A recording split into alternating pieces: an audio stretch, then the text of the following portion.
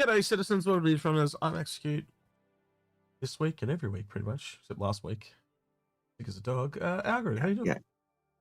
Yeah. I'm okay. Execute. I just spent a week in Maria Pure Heart executive wing, getting rejuvenated. Let's say, Algared, your voice is pretty shit there. What's wrong with you? You turned into old man Hurston. You go away for a week and you've changed.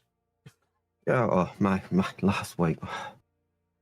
I was crook as a dog. I could not believe how head cold, but man, worst cold. I think it wasn't. It was worse than man flu. Well, I think whatever you had was very similar to what I had last, because it was one of the worst colds I've ever had too. So yeah. Oh, we've got a couple of subscriptions there with the Prime. Thank you, Joy Pub and Edification, for the Prime subscriptions. So yeah. Thank you for that. But yeah, I think. Go ahead. I could not believe how crook I felt, and the worst thing is, there was no one around for me to complain to, so it wasn't man flu. You know, it was just. But yeah, I don't think I got out of bed for 2 days. I could tell. Well, I've known you long enough. When we were talking on the phone, I was like, oh, he's actually like really sick. You just, your whole voice was down. Like you was like super low. You actually sound like an old man, like old man Hurston. Hurston. Yeah. Like croaky, croaky. The head was blocked. I don't feel so. The eyes were hurt because the sinus was so blocked. The eyes were hurting. Bright lights were killing. Yeah. No, I'm dead. I'm. Kill me in a ball. Let me drop. Let me. Well, you remember when I had it, I was in bed for 5 days, so I'm pretty sure you had very similar experience to what I've had. It was shocking. It was one of the worst cold flus I've ever had.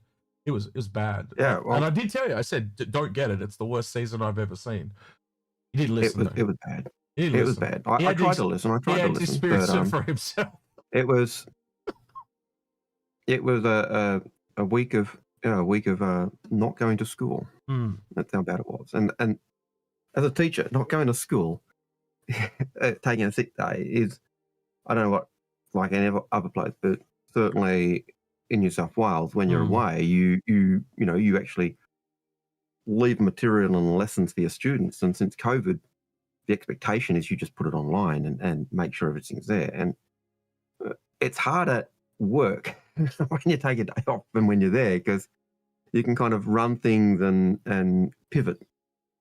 But when you're not there, you've got to make sure all the dots are in a row. You know, all your ducks are ready to go. And yeah, but just for your benefit, we're using STAR-Stream today. We're going to use their Discord. He wants us to do tests for him.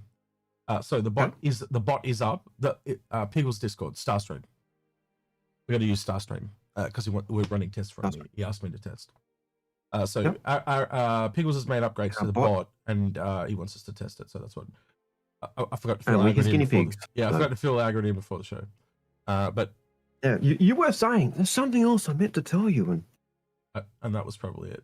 Hey Griff, how you doing? Good to see you, Griff. Hope you're staying well. There's not a lot of You're Star always System. welcome to pop in if you like. Just remember that. Yeah, I don't know if Griff has ever been in here. I don't. Well, if he drops in voice, I can drag him up. I'm on the wrong channel. I just realized I'm on the YouTube thing.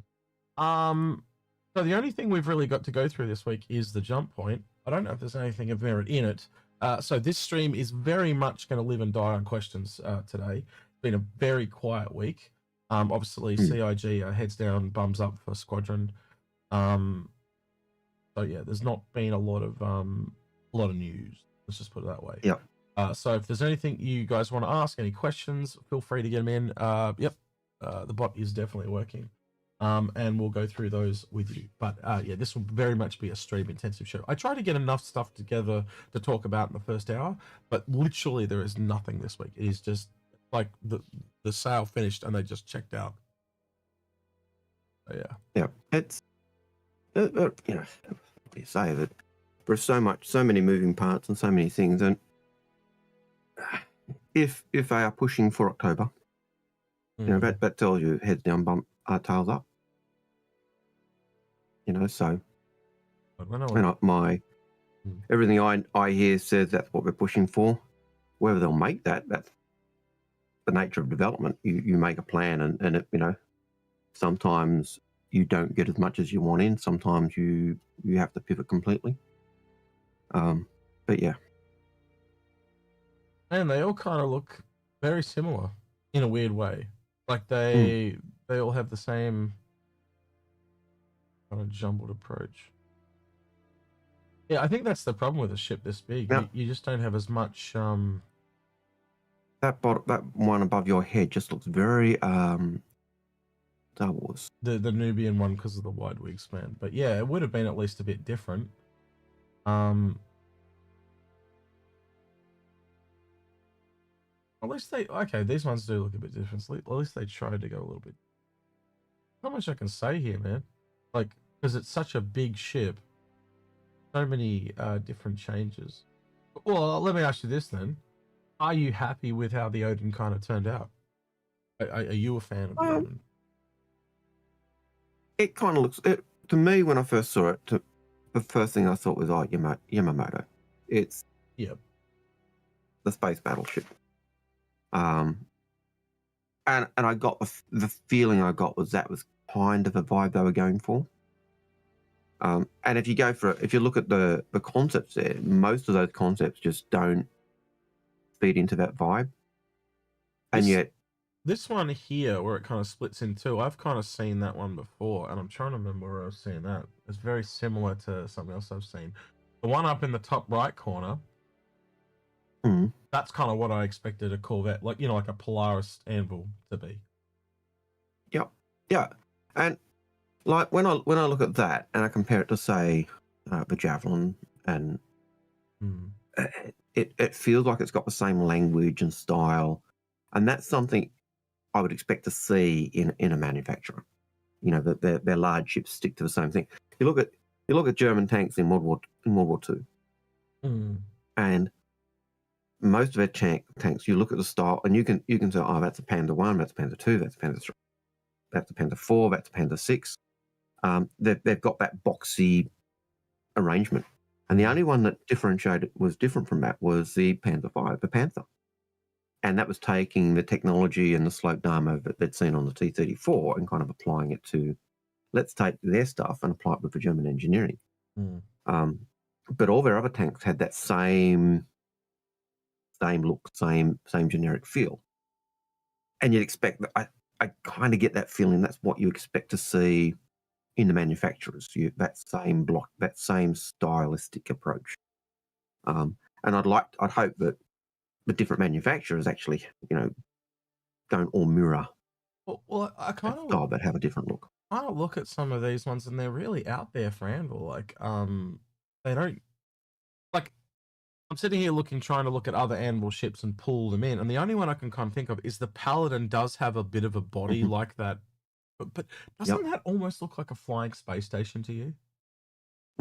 With like yeah. And then the other one, the only ship I can think of in my entire memory was, remember how that guy back in the Next Great Starship, that guy made that one of the ones in that. I can't remember what the name of it was, but the guy that made it was an Asian guy, and I believe he made it as a Drake ship, and it looked a little bit like what become the Buccaneer later. You remember the one I'm talking about? And it was white. It didn't have those big clip things on it, but I could see it. It had two big things on either side. So yeah, I do remember. Sorry, I've got to remember, if I mute myself to cough or splatter, I've got to unmute myself. Otherwise, people can't hear you. Yeah, exactly. I'll be like that. But these are a bit out there, aren't they? I'll ask the chat as well. Let me know. But they feel a bit non-Anvil. They're certainly different from what you normally see, and I think it's almost like that's the only one I think has felt Anvil at all. This top right one at all. Yeah, the others kind of don't look Anvil, and that's what I'm saying about why I'm happy with the way the Odin worked out, because it feels that it's got that genericness of Anvil, right? The generic feel of Anvil, and it's the concern going forward with the RSI stuff, when they pivoted and went Dorito, it was a significant major shift in the style and look. Do you feel they've essentially, as they've gone through this, they've basically said, "I'll just copy the Kraken and make it a boat in space"? Because that's what I feel. I haven't read this, right? I haven't read it because we obviously just opened it. We thought we'd go through it fresh. But I wonder if that's what they say in this, because they're not going to say that. But that's what it feels like, yeah? They've just gone, let's just take, well, it's what you said, the Yamato in space. I could see them going the Yamato in space, and it makes me interested to see that. It's interesting, when I was scrolling through the report earlier, or the jump point earlier, like just before we started, and I got down to the M50, the M80, and the M80 basically got no concept art. It's just, it almost seems like, yeah, that's what we're going with. That's the feel I've got as I'm looking at it. There doesn't seem to be that same sketch approach. But certainly when I look at the Odin, it does have that. It does feel like the Yamamoto, and even with the way the lasers work, you've got five, the laser cannon or whatever it is, and it just does have that feel that they went for that, and the fact that they did talk about going for that battleship bridge, taking on that feel from current day or World War II battleships and stuff. Really does. Algared, what the fuck? Got a Connie in there. Yep. Wow. I know. I saw that. That's how big that bottom hangar is. The one that's, They want to be able to put like a retaliator in. Well, that'll be in line with the Bengal. The Bengal can do multiple larger ships, can't it? But so this can do a singular one. Oh, that's still interesting. Yeah. So this can do retaliate. It would, if it can take a Connie, it should be able to take it. Well, if you can rearm and repair and refuel, that is a huge boon. It is, especially if you're way up whoop whoop. Massive. Like you said, it is a flying starbase, and that's basically what you may remember. That's what I said. The Kraken basically was. It's a flying starbase. Yeah. And when you think of it, like when I think of it now, that's basically what the Endeavour really is as well. When you've got the Endeavour fully kitted out, it's a mobile starbase, and even the fact that you could detach the cab and then leave the rest of it there, it's almost, not only is it a flying starbase, the Endeavour is basically a mobile starbase which you can actually then detach and leave kind of in orbit and in a weird doing way. Its stuff.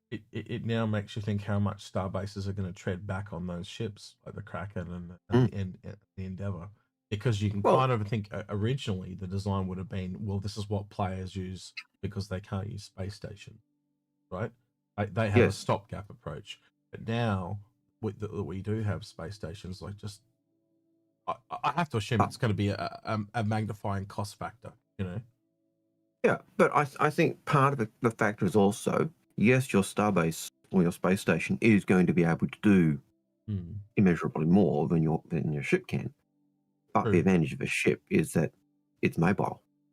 Well, I wouldn't say it's just the word more, right? Let's just kind of focus on that for a second. When you say more, I think it's magnitudes. I don't think it's necessarily anything different. So, for example, I'm just to check, right? I'm not trying to insult you or anything. I'm just trying to see if we're on the same page. So, to me, where this holds like one large ship, you could probably have, I don't know what it would be. Maybe it's like 3 or 4 on a space station. Yeah. You know what I mean? So, okay, we're on the same page. And I think your space station will guarantee you'll be able to have the larger, the top tier medical service like the Endeavour had. Yep. So you'll be able to have a full hospital there. You'll be able to have a full refinery or full. So you'll be able to have. This thing's got to take its top tier of everything. Yeah, this thing's got to take its own Apollo though, or something like that. Yeah. To get the top tier. Whereas the ships don't necessarily have a top tier. So you look at the Endeavour. The Endeavour does have a top tier hospital, but when it's got the hospital, it's got to have the landing pad, which means there's very little else you can add onto the ship at that point. So, whereas the starbase, you're going to be able to have significantly more stuff because you're not transiting it. And I think that's kind of I could almost see at one point, and I know at one point there were people talking about, oh, if I get two endeavors, could I join the bodies together? And it would be possible if you were able to move the ships in position to actually join those end parts. But yeah, I think the docking clamps can't because I think that's they where should. the engine goes. I think they should put some docking ports on the cab itself, because then you could literally, for example, you could have a Kraken and an Endeavour parked in space docked with each other. I think it'd be a really big oversight to not have it so you could kind of build your own little like Spider. What do they call that? A flotilla. Flotilla is what they call it on boats. So you just connect them all together and have your own little flotilla in space. But if you remember there's a system, the graveyard of ships, the graveyard of the Navy ships and systems in the system called Spider. It is an empty system. Oh yeah. Apart from the graveyard.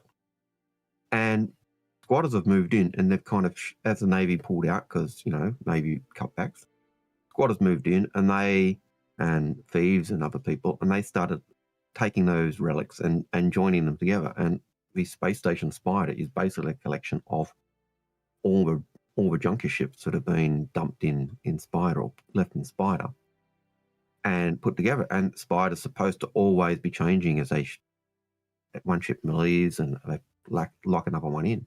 But that's the old concept image. Mm-hmm. Yeah, it's just all built up of ships and ship pieces and shit like that. But it looks kind of cool. I like the concept. It's like a planet exploded or moon. But yeah, it's kind of cool. Yeah, and so that was the idea. But it's just a graveyard of ships and pirates and people who, again, a bit like Levski, were people who were outside of the government kind of went and kind of squatted and lived there. And there was once back in 2014, 2015, one of the subscriber awards was to design a character for Spider. Designer, that was one of the things. So, but that's Spider. That's apart from that fake space station. That's all that's in that system. I think this is going to be one of those stations that sadly is probably redone, because that doesn't fit. It doesn't fit in with Planet Tech. No, it doesn't fit. So you'd have to do the whole thing almost bespoke. So it could. I don't know. Something here how you do the buildings and stuff. So you'd almost be like doing building tech in space with no planet. So that's a bit. I wouldn't get surprised if when they come to Spider, because it was the graveyard of ships, there would have been a Navy had an observation, was patrolling and doing that. I imagine it would have been a central outpost station type thing that was being used by the Navy to observe, and that's become a core of Spider, and that the other bits and pieces that are added on. So like a space station that they just started attaching ships to, essentially. Yep. To expand what it could do. It could be this bit that's sticking out, and then everything else kind of came off it. Yeah. So that's how I could see them doing it, but mate, you got to go way back to find any information on Spider, and because it's just one of those. This image is one of the in the first couple of years type of image. And I think part of it was looking for those areas where, in terms of the systems and the planets, where you have this totally different approach. You've got, this is the type of area where you'd see Gray's Market functioning and thriving, because it's just ships galore and they're just ripping bits off and doing that. Whereas Levski is not really that. It's So taking Levski is a really good example. You know how Levski is kind of like was meant to be a planetoid, and they ended up changing it to be like an asteroid. I get that feeling as that's what this will be like. It'll be as big as Levski, or maybe a little bigger. Yeah. But it won't be like built into a rock or anything. I think that's the only way they can pull it off, because like all that has to be built essentially. So they would have to. They treat it almost like an outpost. You know how they had the outpost and they had all the little bits and pieces and stuff, and they basically made it all modular. but it's just flying in space. So it's not going to feel as essentially it's a big outpost. I've got no other ways to work that through in my head of how they would do that with the current stuff. I think it was Sean Pappy. Sean Pappy? Todd Pappy when he was talking with Disco. And it's the one that always stuck in my head. Hang on. I just got to address that. I'm going to apologize to Sean Tracy and Todd Pappy that amalgamated the two of you. We will move on now. I just thought I'd create a new being, and get two greats together. Not in the way they ever wanted to get together, but yeah. Okay. No, certainly not. Yeah. Certainly not. But when he was talking with Disco, and Disco was asking, will we get space stations? And the comment was, well, space stations are just the room system. What we build on a planet, we can put in space.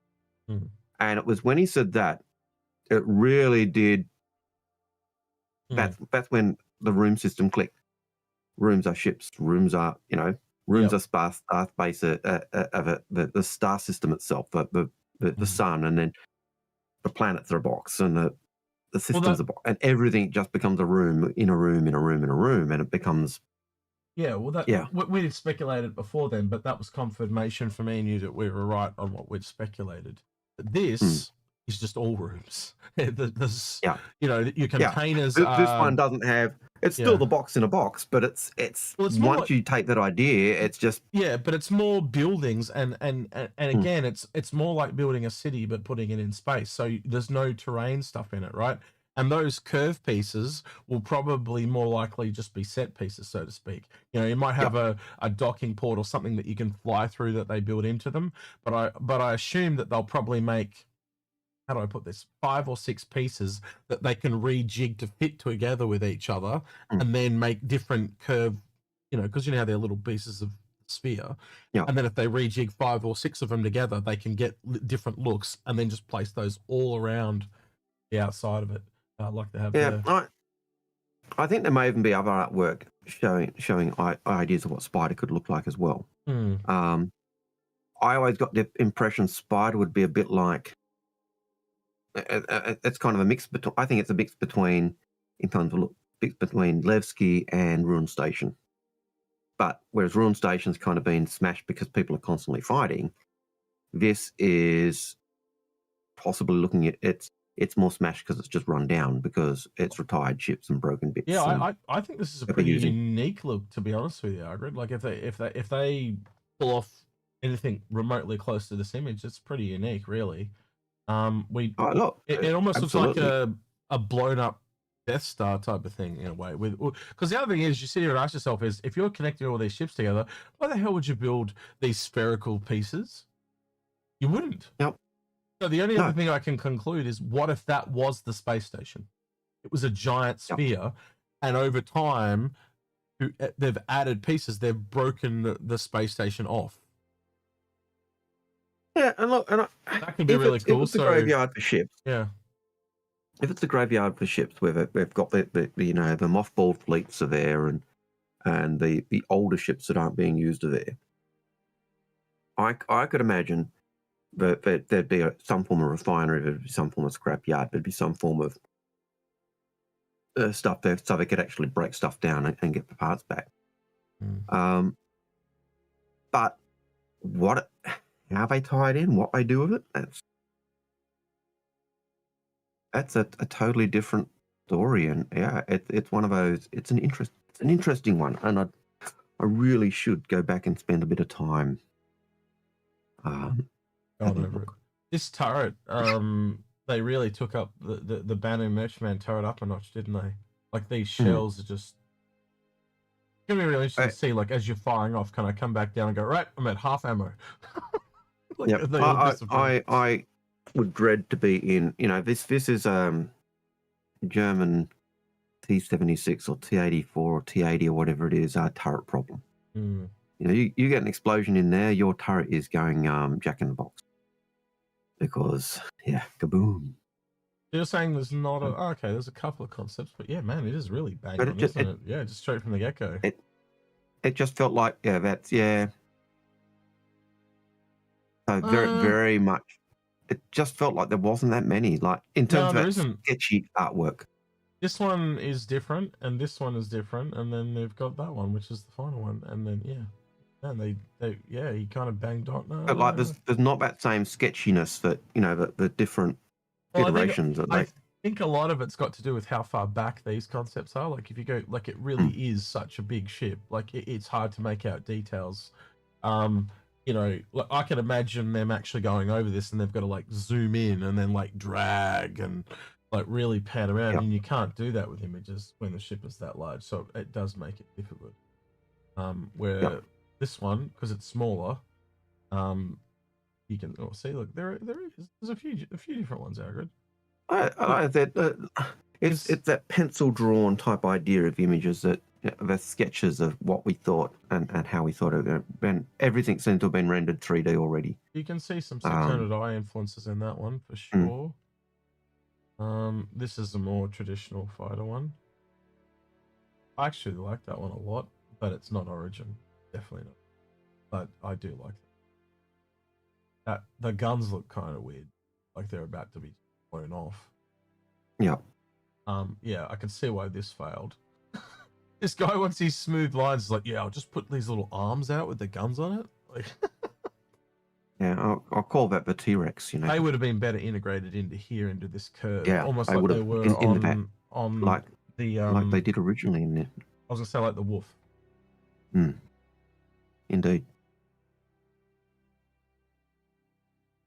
Yeah, they still kind of got these little arms sticking out. Oh yeah, I think that's kind of why they went into the hidden, like too hidden, because you can see here he wanted these little arms because he wanted to retain his shape. So what the compromise that they've made is these ones hide into the body. Inside. Yeah, and you get your two little arms out the side. But yeah, they should have had them all hide or none at all. Basically, it's kind of weird. I tend to think that it is. But with the arms, it just if the arms had come out, I'd have been calling it the T-Rex because it just, a predator with little arms. But yeah, I have no idea what that is. Forge that's just C. And that's the Wait, this is already out.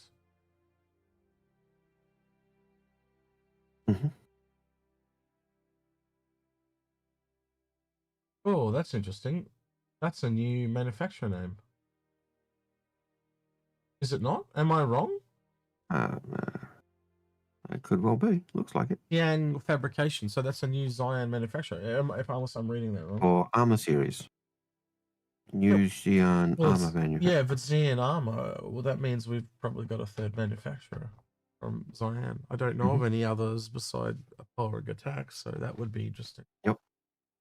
It'd be nice to have another house name. But as what, that they can ignore? Yeah, but they can ignore.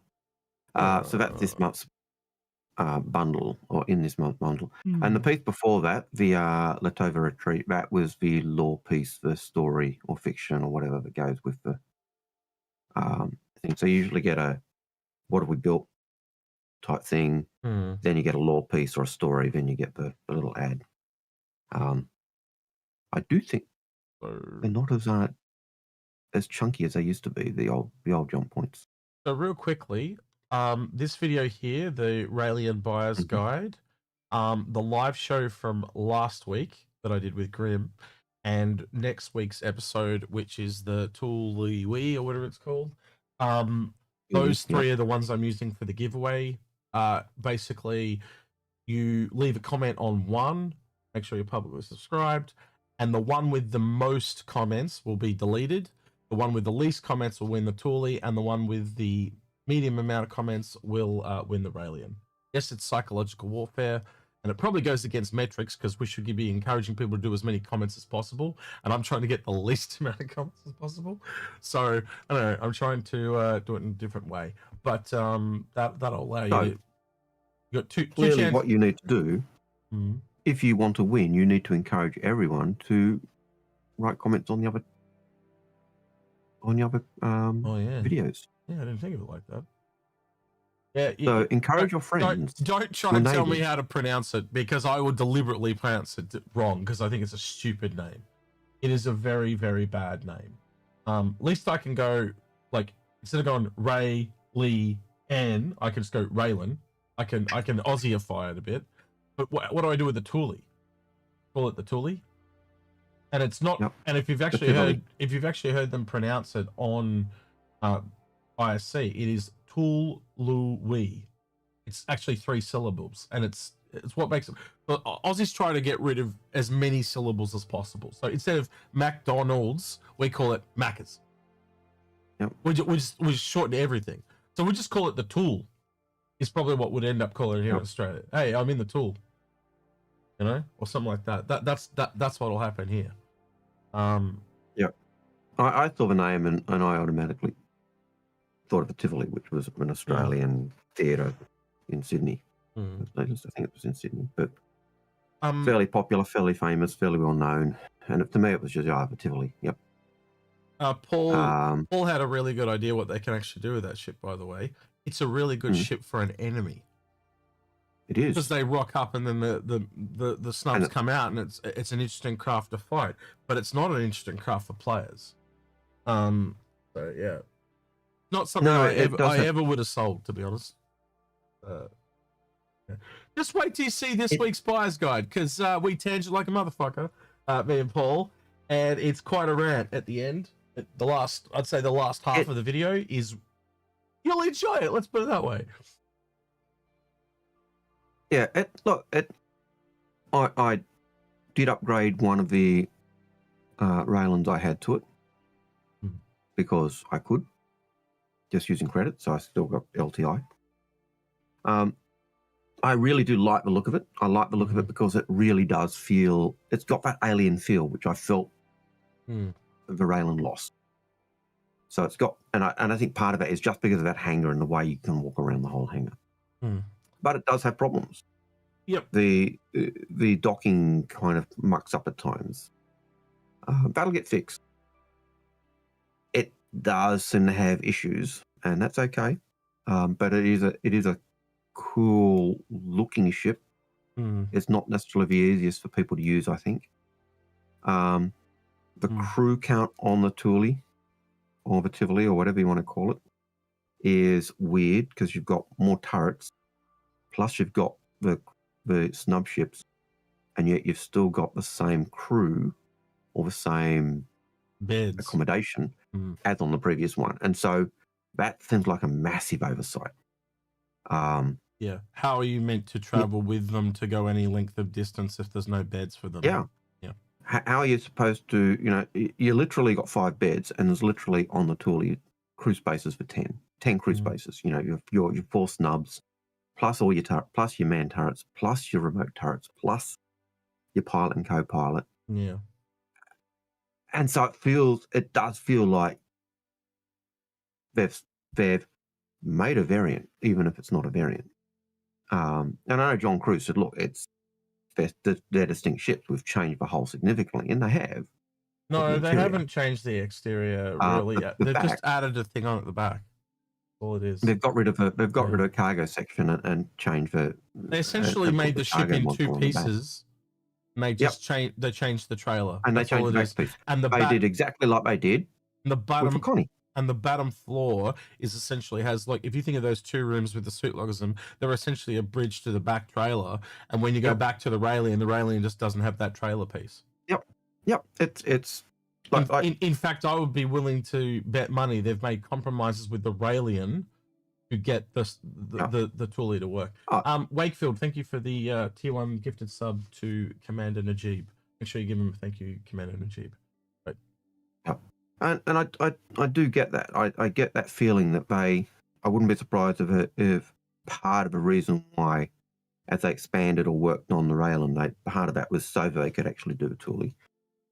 I certainly do think, even though they said they are variants, it is basically a Connie. I.e. with the head, the front is the head, then you've got the neck, and then you've got the tail, and the tail is what they've changed. It's got the hanger instead of the cargo box.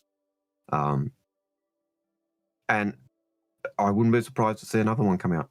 Now, the fact that there's such a discrepancy in the crew count and the crew needed to, the number of people you need to actually get the most benefit out of that ship is really 10, even though it's got basis for 5. That to me indicates it's not the best ship for what it's doing. Typically, of what we've seen in the past, the worst comes out first, and a better one comes out later. And I wouldn't be surprised to see something that does a similar job that does it better come out. I kind of hope not. That's just my thought. Well, that's just my thought. But so, real quick, Wax3, thank you for the resub. Who subs to this crap? Lol, boys. Yep, exactly. You don't have to sub, but thanks, Wax. Appreciate it. Yeah. So, I am really like. Essentially, I'll tell you what we go into. We go into talking about, this is in the review, that they don't have any rules. It's a game, but there's no rules. Yep. So they've, for so long, just make whatever they want, that at some point they need to start following their own law. Because just like a game needs rules. They've just not been doing any rules forever. Yeah. And if they don't have any rules, then it's not a game. And so if we can't follow what they're doing, how the fuck are they meant to make a game? Like if you Paul elaborated on his stream yesterday, and he went through and talked about it, and I was sitting there the whole time going, this is all absolutely correct. How do the developers make stuff properly? Like so basically we're making a space game. That's the point where we're at, right? But if you go, okay, it's a ship that does this, this, and this is the law, you can tailor and craft all the arts, what the ship does. You could start to hone in it, because as a developer, or a human being for that matter, you know the theme, right? And if you make it really extreme, fantasy versus space, you're not going to go out and go put an elf into a space thing, are you? Or you're not going to do like hand wooden carving. You're going to do it like high tech or low tech or medium tech, right? But they can't do that because they haven't narrowed the scope. And when they do narrow the scope and say, this is what this manufacturer does, they then come along with a ship like a Thule that is completely outside of what that manufacturer is said to do. Yeah. And the other thing that was interesting that came out of it too is if you look at the Ironclad variants, now look at the Raelian variants. They're the same. Yep. One's a cargo and one's an assault or a carrier. In fact, that kind of reiterates what I was saying about the worst. It's not the worst that came out first. The worst came out second. Because I think that the Ironclad Assault is actually the better of the two. People have been asking for a snub carrier, but you look at you're talking about like only, what is it? It's $200 more, but it carries 3 times as much. It's got way more beds. It does way more. Yes, it is a way bigger ship, and it is very cleverly constructed with the anti-gravity thing. But I can still, you'll see in the video, I do pull it apart a bit. Like I said, the thing I like most about the Thule is it felt like it got that alien vibe, as opposed to the Raelian, which seemed to me it lost that alien vibe. The original pitch seemed to feel more alien. There seemed to be more little bits of pieces. And the only difference at all is the walk around thing, and that whole hangar having the 4 sides of gravities. And there are issues, by the way. Like if you fly in one of the snubs, it'll kind of like correct you to the gravity. There are only like it makes you think like that it's perfect and there's gravity in every single direction. No, there's only really 4 points of gravity. So you'll fly in and it'll kind of your ship will just turn on its own as it hits a gravity well. Oh, you try putting a P-72 or a P-52 in there. The gravity plays havoc with you, and your nose gets yanked to one and your tail gets yanked to another. So but again, isn't that a massive oversight that they didn't even go, let's look at all our snubs? Like what? So like again, you're following your own. P-52, 72 don't fit. But it's in line with not following the law. You didn't look at all your own snubs. And I'm not talking about the MPV and stuff like that. I'm talking about the combat snubs. You only looked at half of them. Yep. Let's look at our Fury and our Pitbull, and that's it. Unless when they rework the Connie, they rework the 72 and the 52. The other thing is, So if they make build, that, hang on, if they make that smaller, then it all makes sense. But yep. And the other thing is, if they do a Xi'an snub that's specifically built for that ship, then I can go, okay, yeah. But the fact that at the moment it's the P50, you know, the Fury and the Pitbull are it, that kind of sucks. I was a bit piffed. I was a bit peeved. If they build an alien one that is actually a utility craft, like a miner or a salvager, then it refixes the lore, because that was the original intent, and you can say the humans borrowed it to make it into a combat one. That's fine, right? Or the human version. But at the moment, it completely breaks their own law, and I'm just at the point where, like, the way you and Paul kind of describe it, right? Like initially, it was like, yeah, okay, who cares, right? But it's now happened so many times that it's starting to get to the point where the writers are starting to get into contortions, because they're going to have to like the fundamental whole idea of Crusader, and it is the best example, right? Crusader are essentially Mormons in space. And then you basically have a new CEO come in, and she's changed everything to the point where they're now almost like a combat manufacturer. Would never happen, because the other Mormons would just crucify her. They'd go, no, you can't do that. You can't come in and change the entire company's morale and structure. And think about people that were, like, if you were a religious like organization, Algared. Now I know you're a fairly religious guy. You tell me, if I came into your church and just said, oh, we're going to be selling guns here today, you'd have said no. You guys would be in uproar. Your whole congregation would be in uproar, would they not? It's worse than that for Crusader, because Crusader has developed the guy who found Crusader. Answer my question, please. The answer was we would. You'd say no. I already said that. But the thing with Crusader is August Dunlop. Is it August Dunlop? But the guy who founds Crusader, Dunlop, he is traumatized by seeing his parents killed during a Meza attack, during a false flag by the Meza government. He goes into trying to change the government from within. He can't. He goes into private enterprise. He again works at it. He's anti-weapons of mass destruction. He sees it boggles the brain. And the company still, even in the law, even in the law they give themselves a scope to pivot, they still give most of their profits to charitable donation, to bettering humanity and helping people out. Yeah, it's almost like, oh, sorry, our Ares blew you away. Here's a check. Like, yeah. Sorry, our Ares blew you away. Sorry, we dropped a mother of all bombs on you. But yeah, it's I do recall even Dave Haddock's comment. We were talking when we were on, and there's on the Lawmasters podcast, or the Law Citizen podcast with Paul.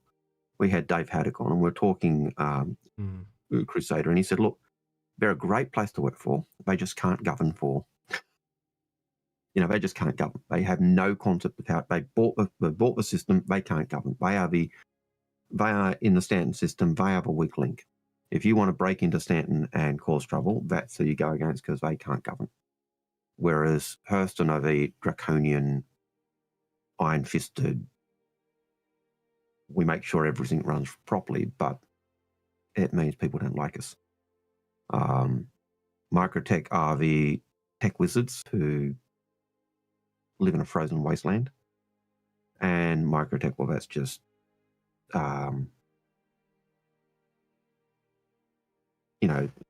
basically Coruscant in space. What's that? That other sci-fi movie, kind of that dark, but yeah. So it's kind of got those four kind of pivots, and Crusader the opposite of you've got. I think it's Crusader the opposite of Hurston, and Microtech the opposite of Blade Runner. Thank you. No. And Microtech the opposite of ArcCorp. And then there's kind of similarities between the diagonals, but yeah. But that's kind of how I see it. All right, so we've only got about 10 questions at the moment, so this could be a very quick stream, but okay. It is a bit of a quiet week, as I said. There's not a lot Well, if that going happens, on. we could always get in game and just fly. You been in game lately? It's not in the best state right now. Not since the new patch, which no longer shows that the system is degraded. Okay, we'll see. But I had been playing when it was degraded. I actually stopped playing. It was too hard. It was just so. One of the things I did do is I went back to Hellion, because Hellion, you can, if you had the game, you can actually still play the single player version. And so I went back to playing Sandbox Hellion and just flying, doing 6 degrees of movement and trying to survive and work through the buggy alpha and see how I could go. But yeah. Right, Chris Kumasan says, question, how many wheat bix do you guys have each morning? Well, interesting question. When I was a kid, I used to have about 8. These days, I don't eat wheat bix. Yep, I'm pretty much the same. I used to have 6 to 8, and these days I don't have any. And I used to eat them 2 at a time, and I just just cover them in milk and then eat them before they got too soggy. That's how I used to eat them. Yep. I used to do the opposite. I'd cover them in milk and nuke them. Yeah, I know people do that. Basically became, so this became like a porridge, and then I ate it. But yeah. And I now realised as I was going, where are the bots? Where are the questions? And we're on start. We're on STAR-JM. We can't. STAR-JM, we don't have permission to delete the Nightbot questions, but I've messaged people about. Yeah, but I was looking for the STAR-JM and I can't find it on my links. So that's right. Altzilla SC question said, you're in the channel. I can see you there. Wait here. I'll try and at you and see if you can at Algared. You might get a ping now. That'll lead you to there. Oh, there it is. Altzilla SC says, question, did Algared ever get an Odin? I forgot. Yes, I did. Citizen first question, what did you think about what do you think will be the next ship? God, man, I need glasses. What do you think will be the next ship? I think it's the Basher? Is that the one they called? Basher? I think that's what they said. They called it the Basher. It's the only one we know about, and it is meant to come next month. They said coming in or whatever it was, and it worked out to be in July. And they also did talk about the ship that was meant to come in July and August was swapped. So it could also be the Basher is now in August if they swapped it. So if it's not the Basher, it's because they swapped it. They didn't eluberate, what do you call it? Give us any more information on if the one we saw was swapped or wasn't swapped. They just said it was swapped between July and August. Not me. No, well, you know who it is. I'm not doing it anymore. Right. Turn the volume down, turn the phone off, do whatever. But yeah. Yeah. Chris Kuma says, "Can you guys do a Saturday fix my fleet, but a quick version, 5 minutes per person, a screenshot?" It's not easy to do it in 5. Well, man. It's sometimes it can be really lengthy because the thing about fix my fleet, it really comes down to the person. Yeah. Right. So me and Algared could probably do it in 5 minutes with no reply. Right. But the problem is you've also got to kind of talk the person through it. Make sure they're comfortable with it. That's what they want to do. And they might come back and say, no, I don't like this part. And then you go, okay, well then let's work through that part. Here are some alternatives. And fix my fleet isn't just us going through and saying, get rid of this, go up, buy this, get rid of this, buy this. It's trying to help someone who has bought lots of ships or bought ships and stuff, and now going, but I don't know where I'm taking my fleet. And so, how do we help them? And that's where fix my fleet comes in. Fix my fleet is not just us going through and saying, get rid of this, go up, buy this, get rid of this, buy this. It's trying to help someone who has bought lots of ships or bought ships and stuff, and now going, but I don't know what I want to do. Yeah. I know I want to be able to buy stuff. I know, and talking to them and saying, okay, well, what do you like doing in game? And sometimes I say, well, I like doing a bit of everything. So you go, okay, let's have a look at what you got, and then it's a matter of, what do they call that? Or was it not an interjection? What was the word? I've just brain farted on what they call it. You know, when your whole family steps in and like, right, this is a blah blah blah, and it's what are they? It is But it is one of those. It's like they're asking us to step in and help them, and we're basically an intervention. That's what it is. Thank you very much. An intervention. Yeah, you did say intervention. I did I? Oh, that's what I was going. What do you? Oh, you said okay. It's not intervention, but well, what is it if it's not intervention? Yeah, there's something wrong with me today. Excuse me. I'm out of it. But yeah, it is like an intervention. Essentially, it's like them asking for us to help them with their own intervention, but it's just a fleet intervention. Some of them have been crazy. Like some of the ones are like, "Oh, my favorite ship is this," and then you go through and they didn't even have one. You've got 20 ships and none of them are this ship. Yeah, I like doing cargo, and you look at all their ships and they're all fighters, and you go, "I thought you said your main is cargo," and I said, "Yeah, but I really like doing it."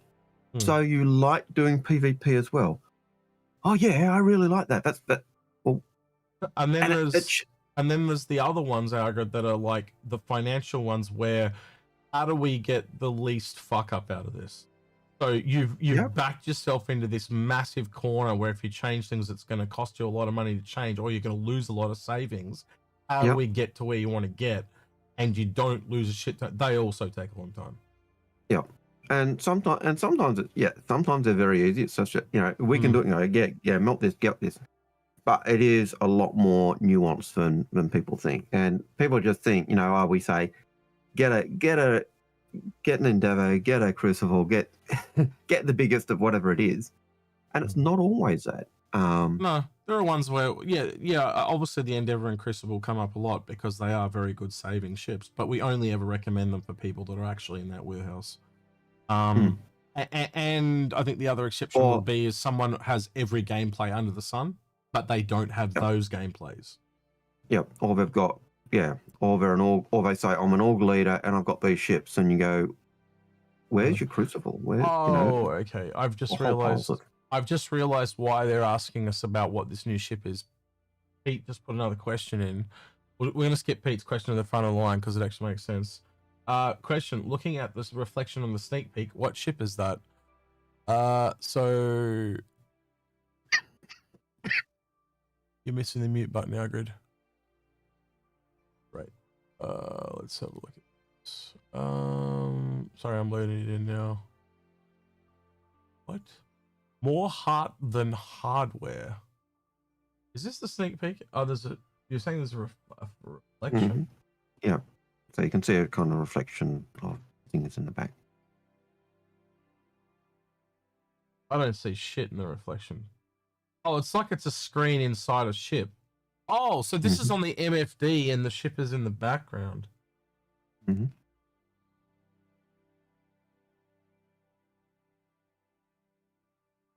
Single seat. What was the caption? More heart than what? More heart than hardware. So lack of hardware does make me think oh fuck, I just realized I didn't bring everyone with us. Oh shit, hit the wrong button. God damn, I'm having a day. Gray's Market. It makes me think Gray's Market, lack of hardware. And that kind of comical eyes kind of goes along, you know what I mean? Like the Drake kind of Gray's Market kind of thing.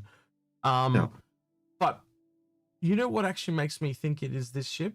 Is the orange in the background. I think it's the Mustang variant thing. That's only and the only thing is because it's the single seat and the color. Yeah. And we know the Mustang which would make to elaborate with what George just said.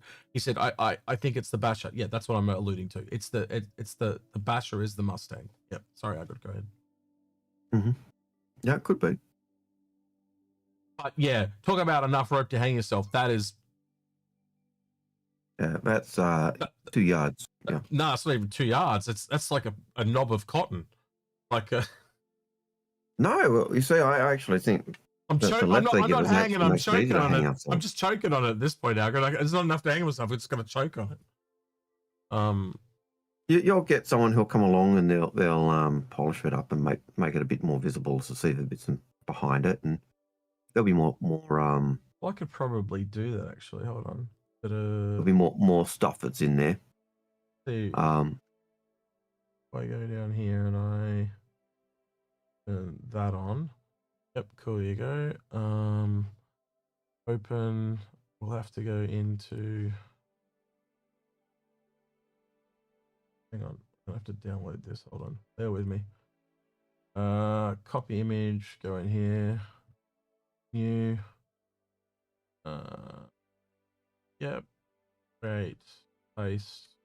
Right. Can you guys see? Let me go back and see if you guys can. You can see. All right. Great. Sweet. Yeah, it's pretty close anyway. Let's see if I can play with something. Layer. Oh, it just lagged like crazy all of a sudden. Oh, it does not like opening menus while it's streaming. Image adjustments. Go exposure. See what we get out of exposure. All right, so we get some more details in there. Slightly offset, that's not doing shit.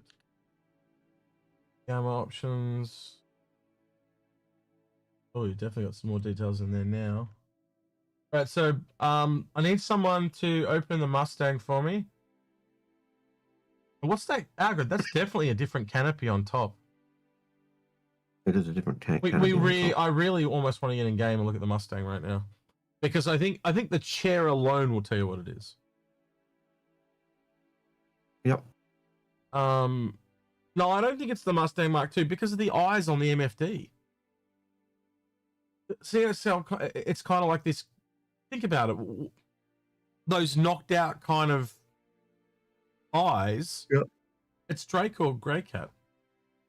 It's not the type Greycat. of Grey's market. We do not need two manufacturers called Grey. Just saying. Cat and Grey's market. Come on, boys. Like what? Like I know. Well, come on. Greycat was the original one, but Grey's market was clearly, clearly a play on the grey market. Right. You reckon it's a digital? Pete's saying that this is some digital item that's coming that does like a digital bobblehead. So a subflare item, Pete. I'm assuming that's what you're talking about. Hey, that could very well be it. Just a looks like a Cuddy Black. Yeah, that was my thought too. It did look like a. My first instinct was Cuddy, and then I went, but then the orange. I just can't get over the orange because it's such a Sinu color. Can we get some help us out here, guys? Let's crowdsource this. Mustang citizen seat. Because I'm not in game, you guys can all jump in. Well, not all of you. Some are at work, obviously. All right, there's the seat on the Mustang. No, that looks. Yeah, that is the Mustang. Okay, so it's kind of got short shoulders and a triangle tapered top.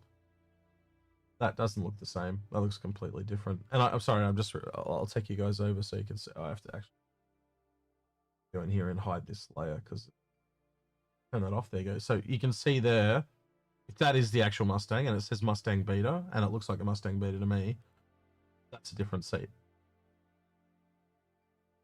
See how the seat's tapered on the Mustang, and it's completely, it's the almost the opposite taper.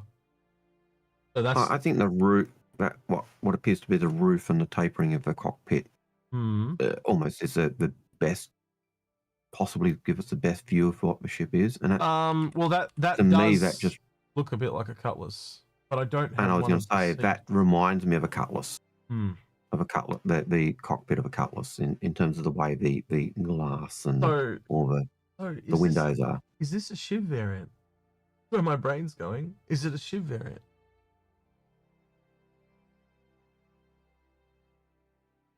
I cannot find a photo of the coat.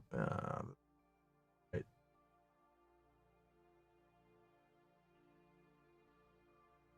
That guy's got a seat. I need a photo of the seat, boys and girls. If anyone, I don't think we're gonna find one. I'm gonna have to go in game to look at this. I think, which means I'm gonna have to kind of. Would this world's be an Origin thing? I personally don't think so. I've never seen that for Origin. Nah, it's almost a Japanese thing. It's the thing you get in Japanese anime and stuff. It's meant to be like dizzy eyes type thing.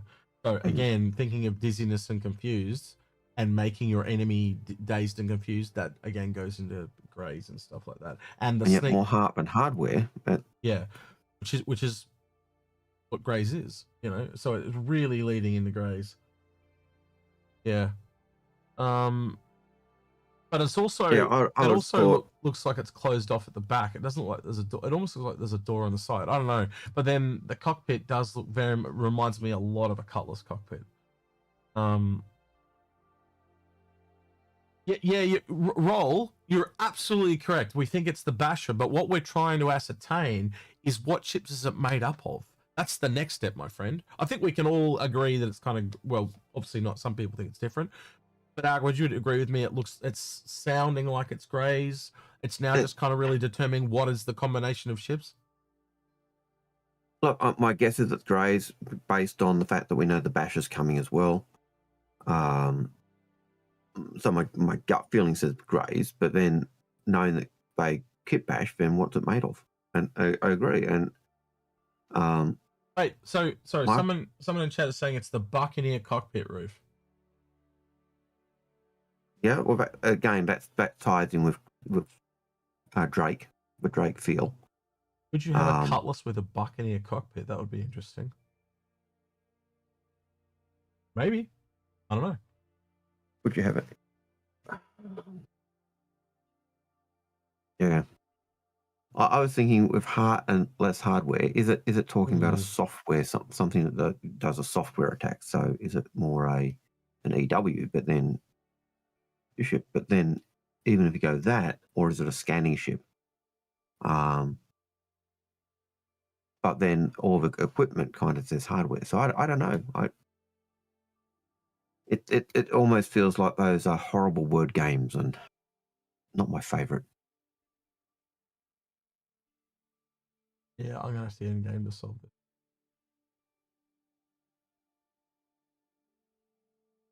I don't even know if I've got a Cutlass at the moment, Algared. Have a quick. I've got Cutlasses. Yeah, of course you've got Cutlasses. A Hut-Seeker variant. No, I don't. There's lots I don't have now. 90% of everything.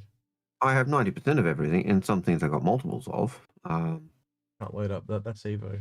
I've got to load up this. But I don't have an M80. I don't have a M80. I don't have a Pitbull. You feeling okay? That was too much to upgrade. Yeah. But you would have just moved some stuff around. Did you at least get a like a CCU so you can upgrade to it later? I think I may have. Can't remember. I'd have a look. I did it for a couple. I'd have a let me have a look. Did I get a CCU? I'll do it later. There's probably still one sitting there. Like I don't think it. Yeah. I'll look. They're up for a month. Yeah, well, I think they'll be on. You'd be getting real close to a month. Is my point. I'd be getting close to the end of it. I would also take a look at the Facebook. Why am I looking at the Facebook? Facebook.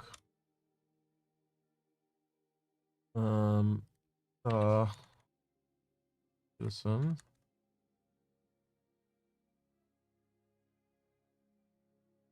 Check that. Here we go. I never checked the Facebook either.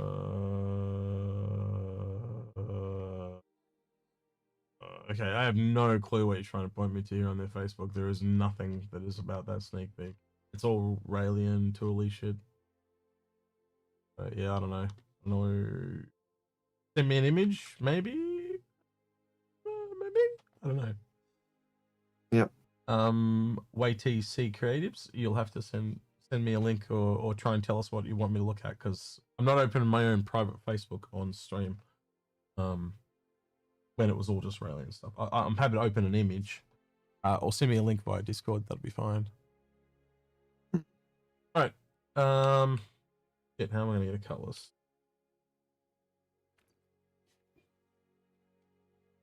You want to do a question, Algared, while I'm doing this? Sure. Sorry.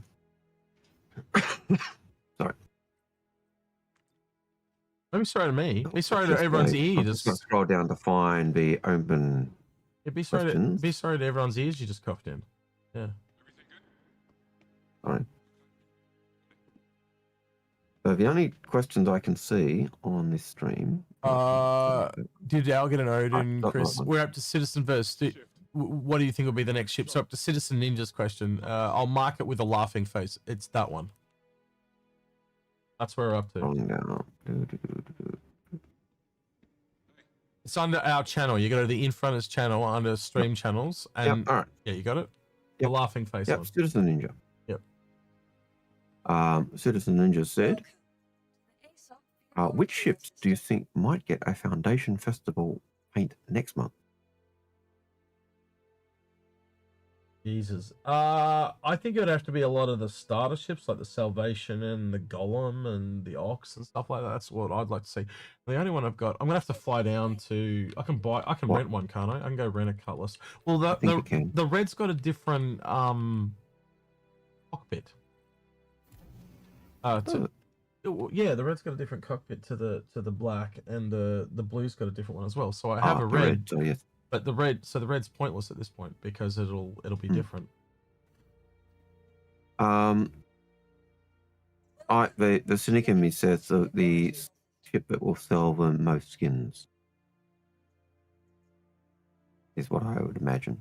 Like I wouldn't sell 890s jump skin for it because that would be nuts, in my opinion. They are definitely me on a money raising trip at the moment. That is for sure. But the I could see them doing for the Aurora, the Aurora Mark II. True. I could see them doing it for any like you said, the starter ships, the ships that they want to encourage people to get, and I can see starter ships being those. But yeah. I'm so sick of this drinking and eating bullshit. It's so dumb. Why do I have to drink 4 fucking bottles to get up to full? Just give me, it's so annoying. Yeah. Like they're just giving us hoops to jump through. Hate it. It's not fun gameplay. Having to go out of my way to get this food and shit. It's not fun. It wouldn't be so bad if you didn't have to keep going into inventory to click and then just constantly changing. Just a button says drink. Hot drink. You know, hot. If you got it in your inventory, it just automatically does it. That'd be a nice thing. Oh, I died because I had a drink on me, but I didn't drink it. What an idiot. You know, like. Or when the inventory doesn't work and you can't actually access your inventory and get your drinks because even though you got them, you can't actually get into them. So people are saying they hope the things like the Hull get them, Hull B, Hull A, any of those smaller ships, I think. Would be contenders, but you know me, I don't give a rat's about the skins. Compared to me, he definitely doesn't. I would rather get the ships and get than the skins. I would love if the add-on packs did not have every skin, armor, weapon that were brought out with bloats of 50%, or in some cases more than the ships. It's insane. Yeah. Or at least offer both for those that don't want all the superfluous bullshit, which is kind of weird. Why wouldn't you offer both? Because it's just like the difference between you and me. I like skins and all that extra shit. You don't. Again, why don't have and when you're talking about so much money difference between the two, you'd almost offer like ones that have ship skins, the ones that have armor, do you know what I mean? So you can add in the one. I would have had a pack that has all the armor for that year, all the skins for that year, and then the third pack is all the ships, and you can just add the one you want. Yeah. Yep, and you can add all 3 if you wanted.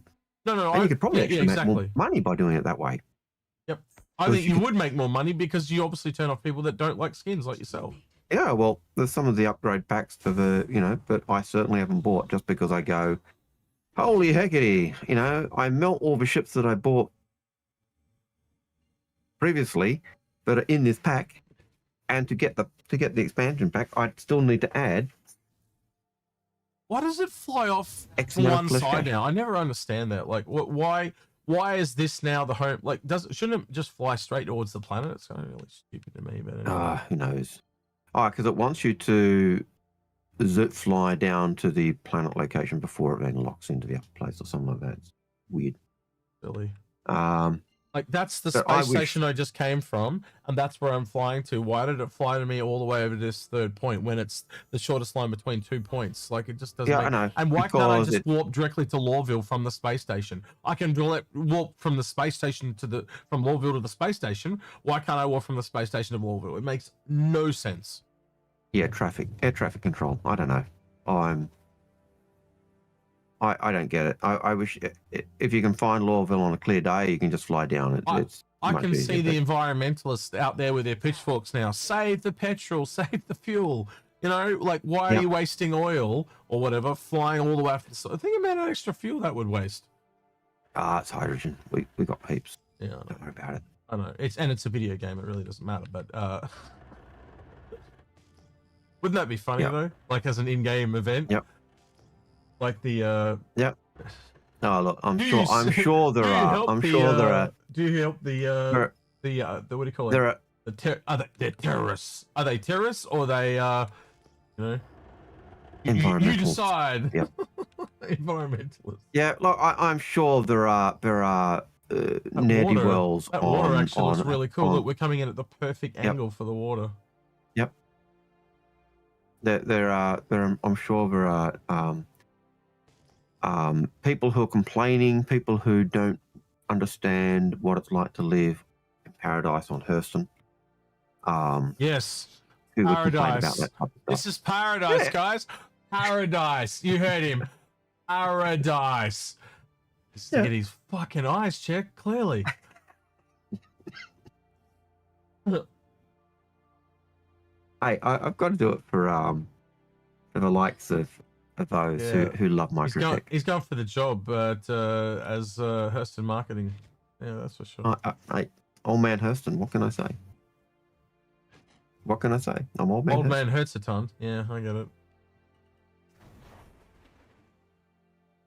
You know, I don't like microtech. Microtech's got some nice areas, but I don't like microtech because it's such a frozen wasteland. It's not a frozen wasteland. You know what that is? That's all cocaine. It's not covered in snow, Algared. It's cocaine. Ah, well, it is covered in snow. Yeah, it's just not the type of snow you're used to. Mm-hmm. Or are you? Well, that's clear. Well, that's clearly why Old Man Hurston hates microtech. Because it's a rival company. No, they're trying to. They're trying to get into the Evercrack market. Yeah. Can't have that happening. Yeah, take out the competition. Yeah, me. What are they thinking? So yeah. All right. So moving on. Please. Bike 6K says, "Do I CC my Valk to a Galaxy? Do you want a Galaxy? Do you want a Galaxy? What do you want to use it for? Do you have that gameplay in other ships? Things like that. Yep. Yeah, and that's kind of like, this is that kind of fix my fleet type thing. Yeah. But already you can see from the questions that we want to ask, it's not as simple as saying yes or no. It's a whole question of, you know, what do you want to do? What gameplay are you after? So who was that from? Spike. Spike. That was Spike. So Spike, tell us in chat, do you have the gameplay that the Galaxy already does, or not? And what are your top three? And what are your top three gameplays that you do enjoy? And is it just that you really like RSI's design style? Because all of those things come in. He says he has no cargo ships, and he needs cargo. I can think of so much better cargo ships. Yeah. A Caterpillar. And the Galaxy is just a Caterpillar reskin, basically. The Caterpillar is modular. We've been told, it's been confirmed recently that it's not the caterpillar, but just the regular caterpillar. The caterpillar is caterpillar is getting a rework, so it'll improve dramatically. Yeah, and we know that it's going to get modules, and it's a cheaper ship at present. And it has, when you put the cargo module of a Galaxy on the Galaxy, it has exactly the same cargo as the caterpillar. So if you're just after cargo, then go with Cat. If you're after that amount of cargo, if it's because I really like RSI, then you kind of lock yourself into that side. But if you're just after what ship's better for your wallet, and we're talking real world cash value, then I personally would go with Cat, even though I'm not a great Drake fan. I prefer RSI. But if I'm looking at getting that cargo capacity in that size, and I don't want to, and have that modularity option, and I don't want to spend $500, then I'm going to go with Cat. So it's yeah, but there's all of those factors that come in, and people are saying in chat, oh, but the skins. What about the skins? Well, as I said before, I don't care about skins.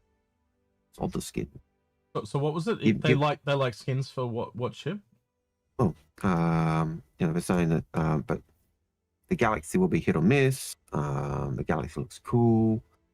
Yeah, again, it's going to hit everyone different because it is one of those ships that is like, there are already ships above it that does what it does. So it just came at a really weird time. It's filling out the grid. And as we also said, it's like the caterpillar. You might be, and Algared did ask that question, are you more into RSI? Because if you are into the look of RSI, you're probably not going to like the caterpillar, you know? But again, I really need to hear your top 3 professions. Like, what are your top 3 professions? All he said so far is, I have no cargo, I need cargo, and I don't like MISC or Alien. Oh. I would have said Banner Man, but he doesn't like aliens. Yeah.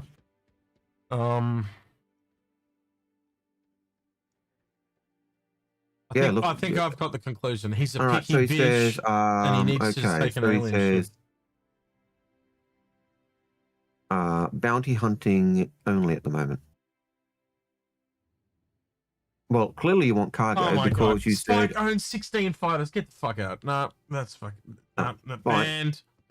Just give him the ban hammer. Banned.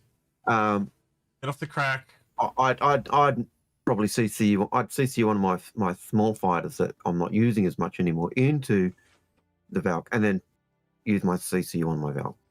Well, if you again, it's hang on. How much cargo does he need to do? Because that really limits his options. Because then you've only got things like the raft, probably the Asgard, you know, and then you go above that, you're literally at the Ironclad. There's not a lot of but the Hermes. So if you're looking at a ship below, the Ironclad, then you've got, like you said, Hermes, the Okay, that is 100% a Cutlass cockpit, and the way I can tell, is this bit in here, right? Yeah. Because if I flip it back to the image now, there it is. There, see how it's got the reflection and that bit in there. Yep. So that is a Cutlass cockpit. Let's check the seats. Oh, they are very similar. They are. Oh, what about the button? I can't see the button though. Sorry, I know you're not in the game, guys, so I'll go back. Right, I got my torch on, obviously. Hang on, I gotta go into the game. But they are very similar. It might be a different seat. It might be a different seat, but it's probably definitely. But there's that red. It's definitely. There's that orange thing above the. If you scroll up a bit, you got the door, and you got the orange. Yeah, well, I'm saying. I think this is sealed off, right? I think that is sealed off, right? So that back door is closed, right? Yep. And you're looking at that section. Yeah. So I'm trying to hang on, I need to go on the other side. Just give me a second. I won't take you guys back with me. But I think it's like from here, Algared. I had to. Yes, it's somewhere. if you know, it's like, just so you got the back seat, not the front seat. yeah, it's really hard to get in exactly the same camera position because I'm in. Oh shit! Hit the wrong button. Wait, I think it's in game. Why aren't you going in game? There we go. What? There we go. That's still not the right spot. I need to turn the light on. Yeah, it is a different seat. Yeah. All right, so we need to different seat, and it's in a position where you can see that panel on the side, on the left hand side as well. We need to find out what that seat is off, or if it is a completely new seat. Yeah. Yeah. So which cutlass is it from? Here, Alex, do not say those words around here. You'll get fucking yelled at by a certain lemming. If he sees you say that, you'll be in big trouble. Don't say that word. You'll be in big trouble. Then the C and then the 2. You don't say shit. Is there any way we can go to hire a shiv, Algared, that you're aware of? Can you hire the shiv yet? Do you have one? Nope. I've got a CTU. I don't know if I've got one. I'd have to look, and I feel like I've got too many windows open at the moment. And yes, I could close some, but then it means you feel like you have too many windows. Oh, God. Welcome to the club. And welcome to Execute. Let me show you my world. And Windows cool. That's pretty much it. He's got one monitor. I've got 1, 2, 3, 4, 5. Yeah. Yeah, but that I kind of have a feeling that would make it easier to have multiple windows open. Yes, but I've only got 2 eyeballs, Algared, not 5. Yeah. What? You've only got 5? I only got 2. Yeah.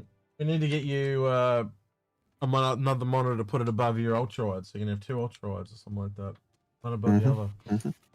Yeah. One day. No, I can't see that happening in the very near future. Yeah, I felt summoned. Yeah, here we go. Why should he not buy the C2, Lemming? Let us know.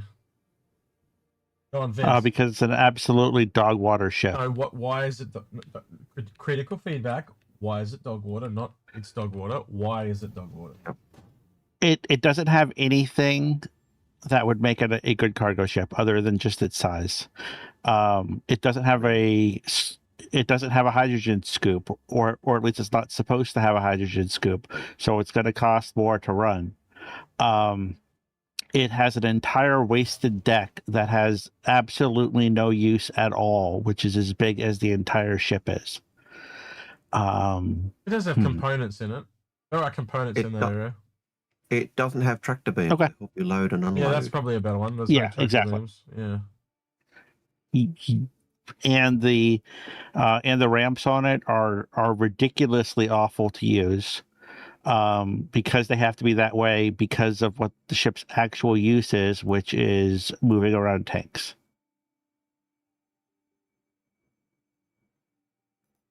You know what that seat is, Lemming, in the photo? Or you got no idea? Sorry, go ahead, Algared. The C2 might work, but if you're after a straight up cargo ship, it's probably the worst cargo ship. Yeah. If you're after a ship that moves vehicles. Again, we are not the ones that need to answer this, though. Spike needs to answer this because it's his, so we can give him all the things under the sun, but at the end of the day, it's got to be a ship that he's happy with. So, are you going to do any vehicle? He said bounty hunting is his only profession right now. And I think of a cargo ship that kind of leans into bounty hunting, and there's not any that I can kind of really. The Avenger, that's about it, right? Or like, there's no. You know what I mean? There's or the Cutlass Blue, but that's about Cutlass it. Blue, well, Cutlass Blue is a bounty hunter. Yeah, that's what I'm saying. And the way pods work now, it'll just be another cargo ship like the Black. So it'll basically be a better version of the Black eventually. Yep. The Taurus is not a bad one. Work. Taurus is a good one. Yep. Taurus is a good one because it's got good cargo. Yep. It's got tractor bins for loading. It's got good weaponry. How about the Asgard? Oh, I did say that. I did say that one. You did say the Asgard. Again, Spike, how much cargo do you want to carry, bro? Let's go. So yeah, Spike, you're not being very helpful. Well, Spike did say, I think I'll just get the Galaxy for the whole shiny new. And then you'll get rid of it. I have a feeling like I am like I haven't kind of out. Well, I'm not looking forward to the Galaxy. There's just nothing in it for me personally, right? But I also think as time comes out, people are gonna. It's gonna be like those ships that I've said, and I get flamed for, and you get flamed for it too, Algared, when we've said the Ares. Like what I did with the Starlancer, where I was just like, this is terrible, and people flamed me, and then 12 months later, people were like, oh yeah, Execute was kind of right. It's terrible. Because it is terrible. And I think the Galaxy is going to go a little bit the same. And the main reason is this. Go ahead, Algared. Say what you're going to say. The thing that gets me with the Galaxy, and I already saw it, it's a great ship. It's modular. But then the second you see that it is the same cargo capacity as the Caterpillar when it's done, makes you go, okay, it's a similar ship. But then when you get... Oh, Algared, just let me say what I was going to say, because mine's going to be real quick. Is basically these rooms are all centralized. The ship itself is essentially a large flying diamond. So when you work it is like the ship has got a lot of extra wasted space. It's kind of like what Lemming was leading to with the whole deck on the C2, but it does actually have the components. There literally is a lot of wasted space on this ship because of the taperedness of the edges of it. You're flying a much bigger ship than you actually need to. Put it this way, you put this up against the Caterpillar, this is more like the size of the Ironclad. Just pull up on the ship viewer. Hang a link, yep. The Galaxy versus the Caterpillar. Because they're both modular ships.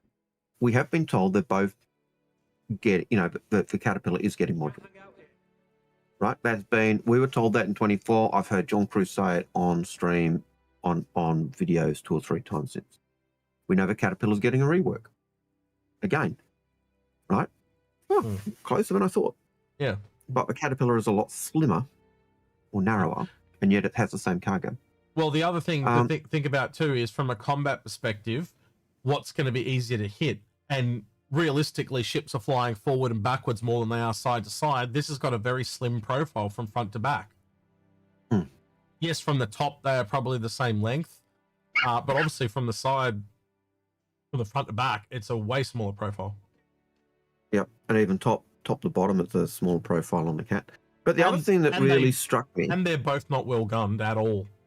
At all.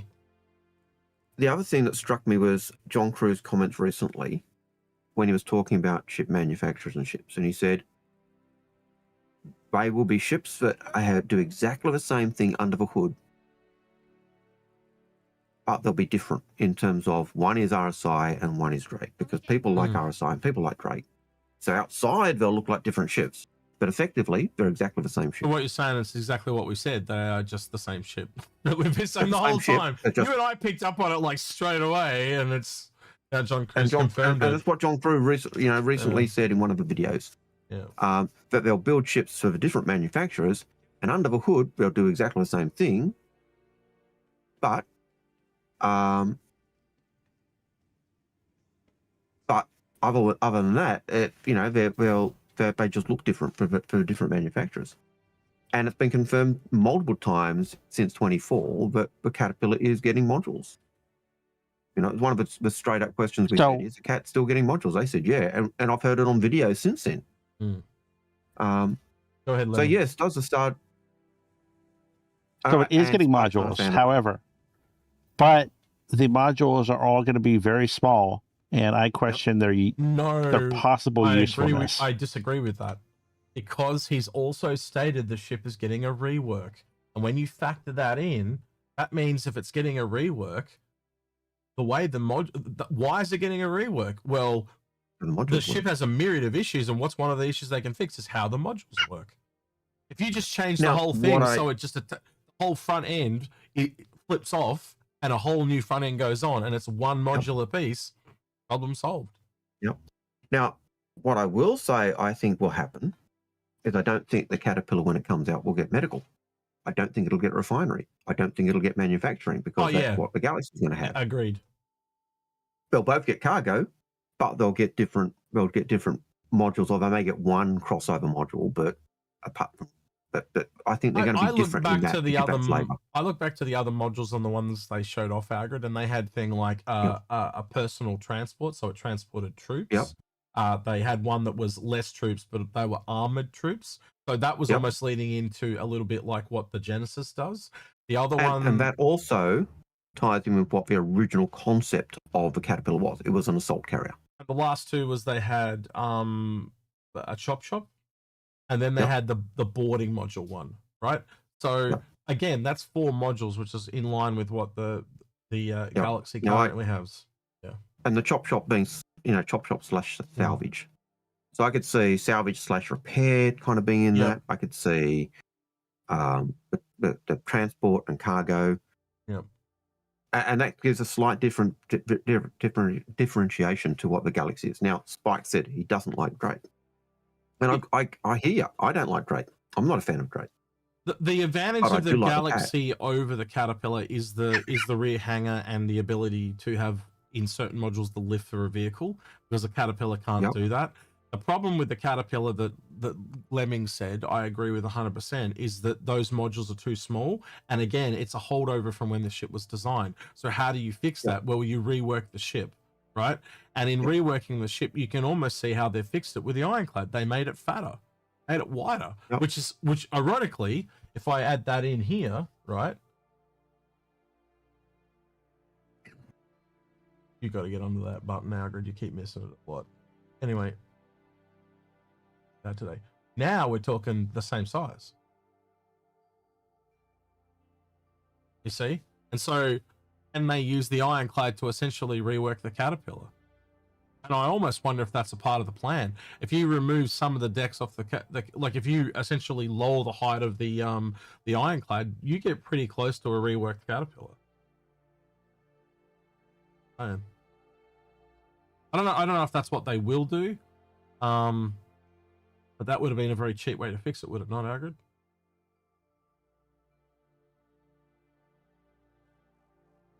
I think Algared has never sounded for the so first great, time, has he? I think for the first time in history, I am agreeing with Piss Poor Pete. What's he saying? Yeah. Oh, what the actual usable interior space? Yeah. I agree. It is a fantastic use of space. Every ship that they have made has taught them how to make the next ship after that. And you'll go back to the Caterpillar. The interior space on the Caterpillar is an absolute maze. It's fucking shocking. The only one that's worse would be the Starfarer, in my opinion. The really small modules, but they also have a walkway and a central area. Well, get rid of the gangplank and just part the cargo so you can walk down the middle, or have it so the path that you walk down the ship is off to one side. It doesn't have to be centrally located all the time. Thanks, Pete. Yeah, that's why I said he never sounded better. And we're gonna have to get you a muzzle or something for that cough. It's shocking. Oh mate, I was worse last week. Me started coughing. That's a scary thing. It was worse last week. Yeah, it's what can I say? It's when I look at the ships, Do I like the look of the Galaxy? Yeah, but when I look at the cost of the Galaxy compared to the Caterpillar, for cargo, it is the best ship. I did it for myself, and I recommend the same thing to Pete. And I know Pete's done this as well. We just picked up a Valkyrie to Galaxy CCU for $5 and sit on it, and I can sit on that for 10 years from now, or however Well, And then when I decide I want a Galaxy, I can just boof there. I got a Galaxy for $5. Have you long term? I've got the feeling that Spike has the CCU to the Galaxy to the Galaxy, and his question is, do I get rid of my Valk and turn it into the Galaxy now? Daft, I think that becomes the real question. Are you just trying to get rid of the Valkyrie? No. Because if you're just trying to get rid of the Valkyrie, then I'd probably say, yeah, the Galaxy is probably going to be a better ship than the Valkyrie. That's the actual question. But again, Spike is being a little bit. He's enjoying the conversation, or maybe. Dafty Digit, thank you for the gifted sub to Damon. Appreciate it. You were saying so? Yep.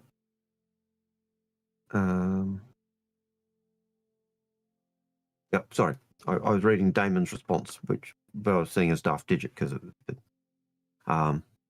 Yeah, it really is that. Bike says that's what I want to know: Valk or Galaxy? All right, I got a quick question because someone linked me these images from the leaked video. I know about this video, by the way. Whoever sent them to me, I can't see. I think their name is Rao. Thanks, Rao. But I can't. I'm in streamer mode. You're lucky your name is 3 letters long. if your name is more than 3 letters, it blocks it out. Does that look like a Cutlass cockpit to you?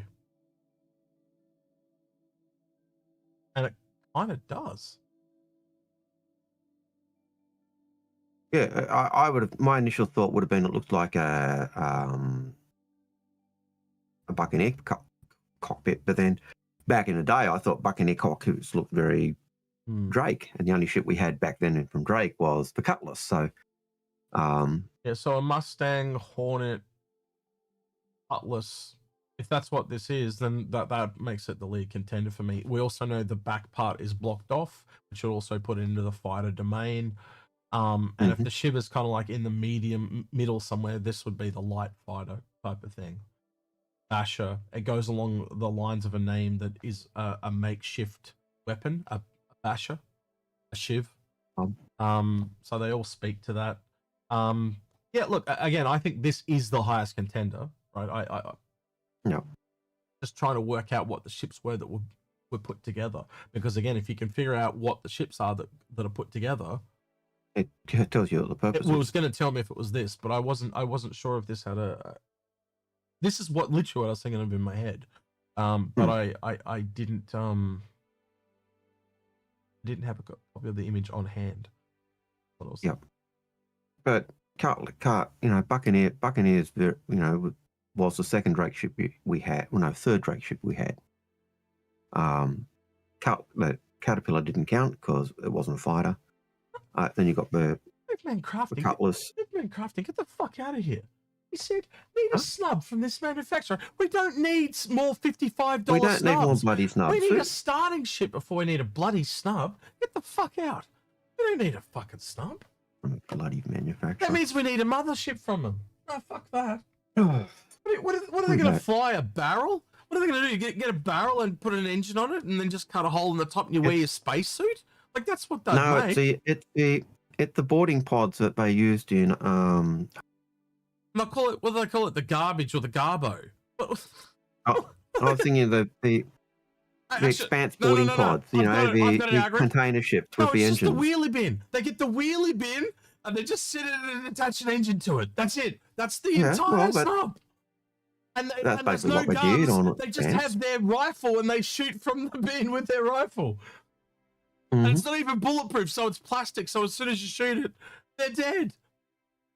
Yep. No, as Damon says, the only snub I should have done recently was the alien ship to go with the alien carrier. Absolutely.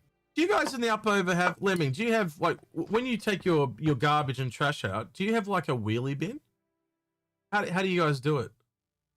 I do. I assume most people do. Is it like a green bin? And it's got like handles at the back like this, and it's got like a flappy door, and then it's got 2 wheels that you can kind of like lever it back onto. Yeah. Okay, so that's the same globally. I just want to check, right? But yeah, that's a wheel. That's what we call a wheelie bin.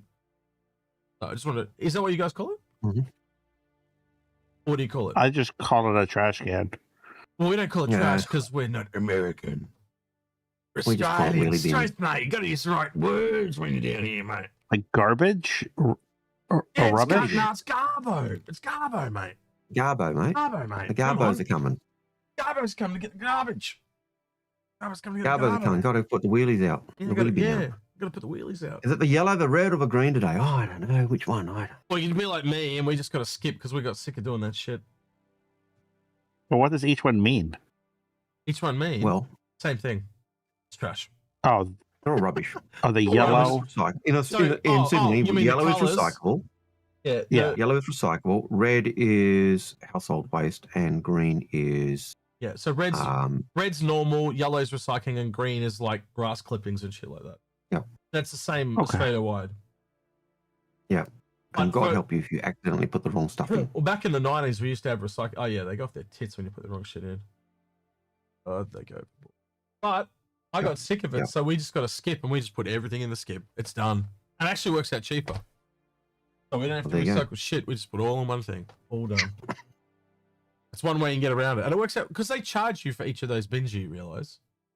Every time they add another thing, like waste clippings, that's another bin you got to pay for. But it works out cheaper just to get a skip, and then you don't have to deal with any of it.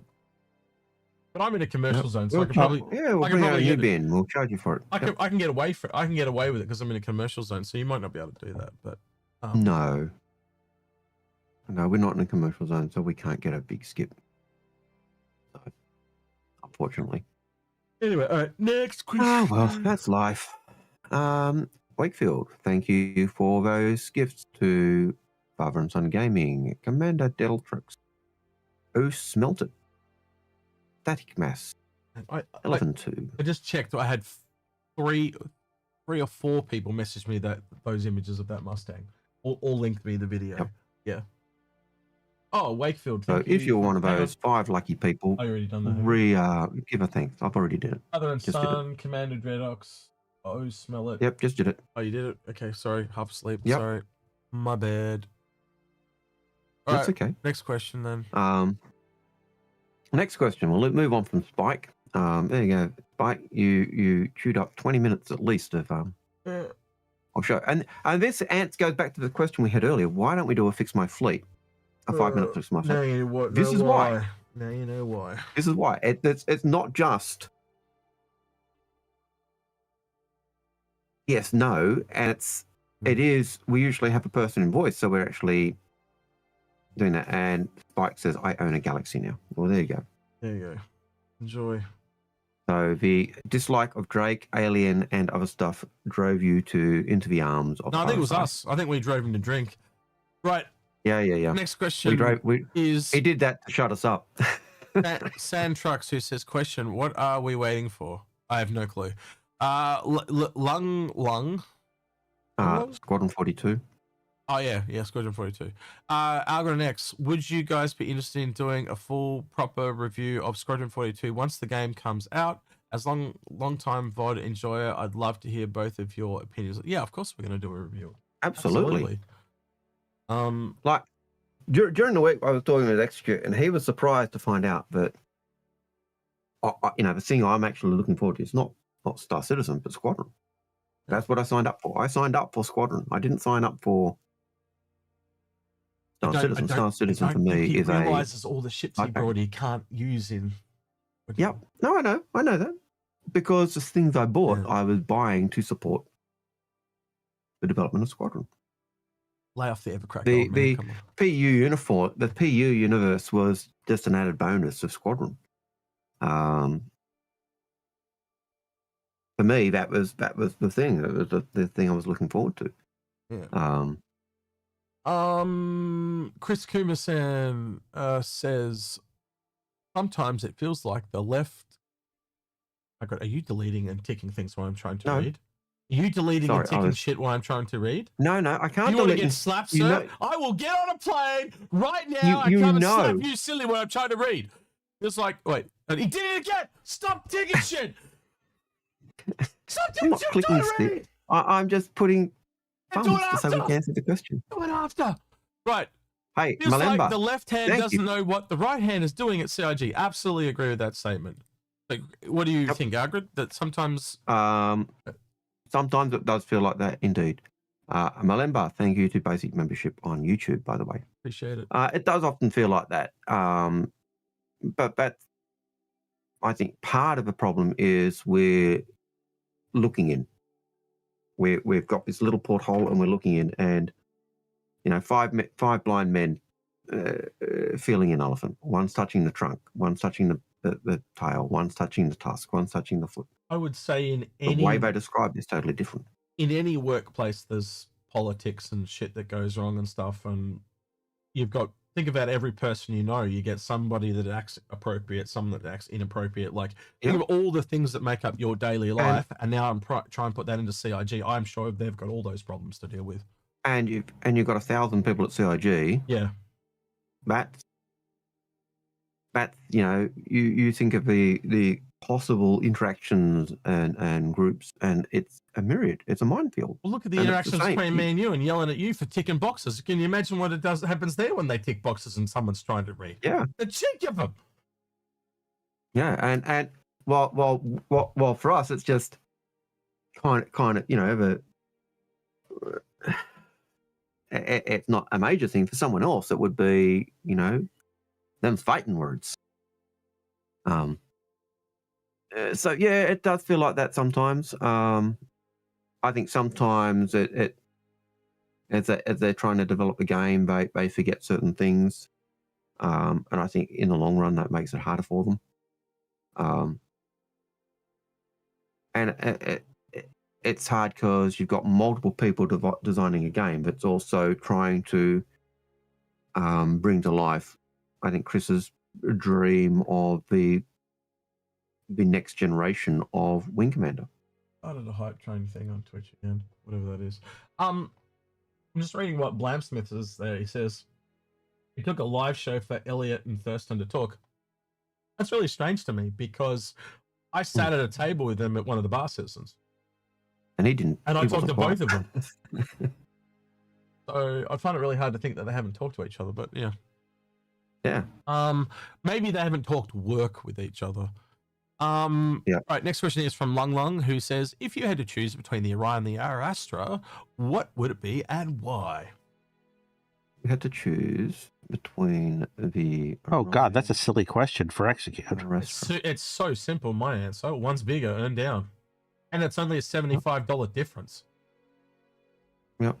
Like, if the Orion doesn't go up in price, man, I'd like to say I'd eat my hat, but then I'll turn into hater. Yeah. And he said something about eating his socks, and he actually had to eat his socks because he was wrong. So I'm not going to say that. I can remember, like, I always used to assume just that the Orion was the same size as the Endeavour. And I remember we were doing something, and then you looked at the components, and then you looked at the ship, and you looked at the size of the Orion versus the Endeavour, to the Carrack, and you realised it was a totally different size of ship. It was basically a capital ship versus a. From memory, I'm doing it in Hang Link right now for you while you're talking, obviously. But from memory, it's 6 times the size. It dwarfed the Carrack. And for $85 for $75 difference, it's a fucking joke. And the other thing is, I think it's like 4 to 6 or something for the Arastra. And I'm doing this off the top of my head. It's been a while. And it's sorry, I've got the mixed ship. Sorry, I was thinking not the Orion, but the Carrack and the. Yeah. Anyway, as I was saying, but this is 5 to 8. This is even more than that. It's 5 to 8 for this, and like 4 to 6 for this. So when you kind of look at it and they cross-pollinate crew a little bit, then why wouldn't you want to just take the bigger one? Now I know I would say that this is probably the most diverse of the land miners, right? And this space one is locked, but you can clearly tell what you're making up for limiting not being able to go down to the planet of the Orion is made up in volume. You are just going to be mining so much more shit. So yes, it might get a bit. So basically, here's the question, or the answer: the Orion's the money maker, the Arastra is the more fun one, right? But if you're using a money maker, can't you take the money maker and just buy down to the Arastra? So you get best of both worlds. It's that whole buy down economics we talk about all the time, and that's why Lemming went, well, it's easy for Execute because he knew exactly what I was going to fucking say, didn't you, Lemming? Yep, absolutely. It's So not only do you mine, you refine and then store your stuff for your Arastra. Well, you can do it on both. They both have refining. Yep. Anyway, Lemming, sorry, you I know. It's a no-brainer in terms of the Orion and then earn down. Right, Lemming? So I'm just going to do a quick counterpoint, and I know that Execute isn't going to agree with me, but this is just something that I want to put out there.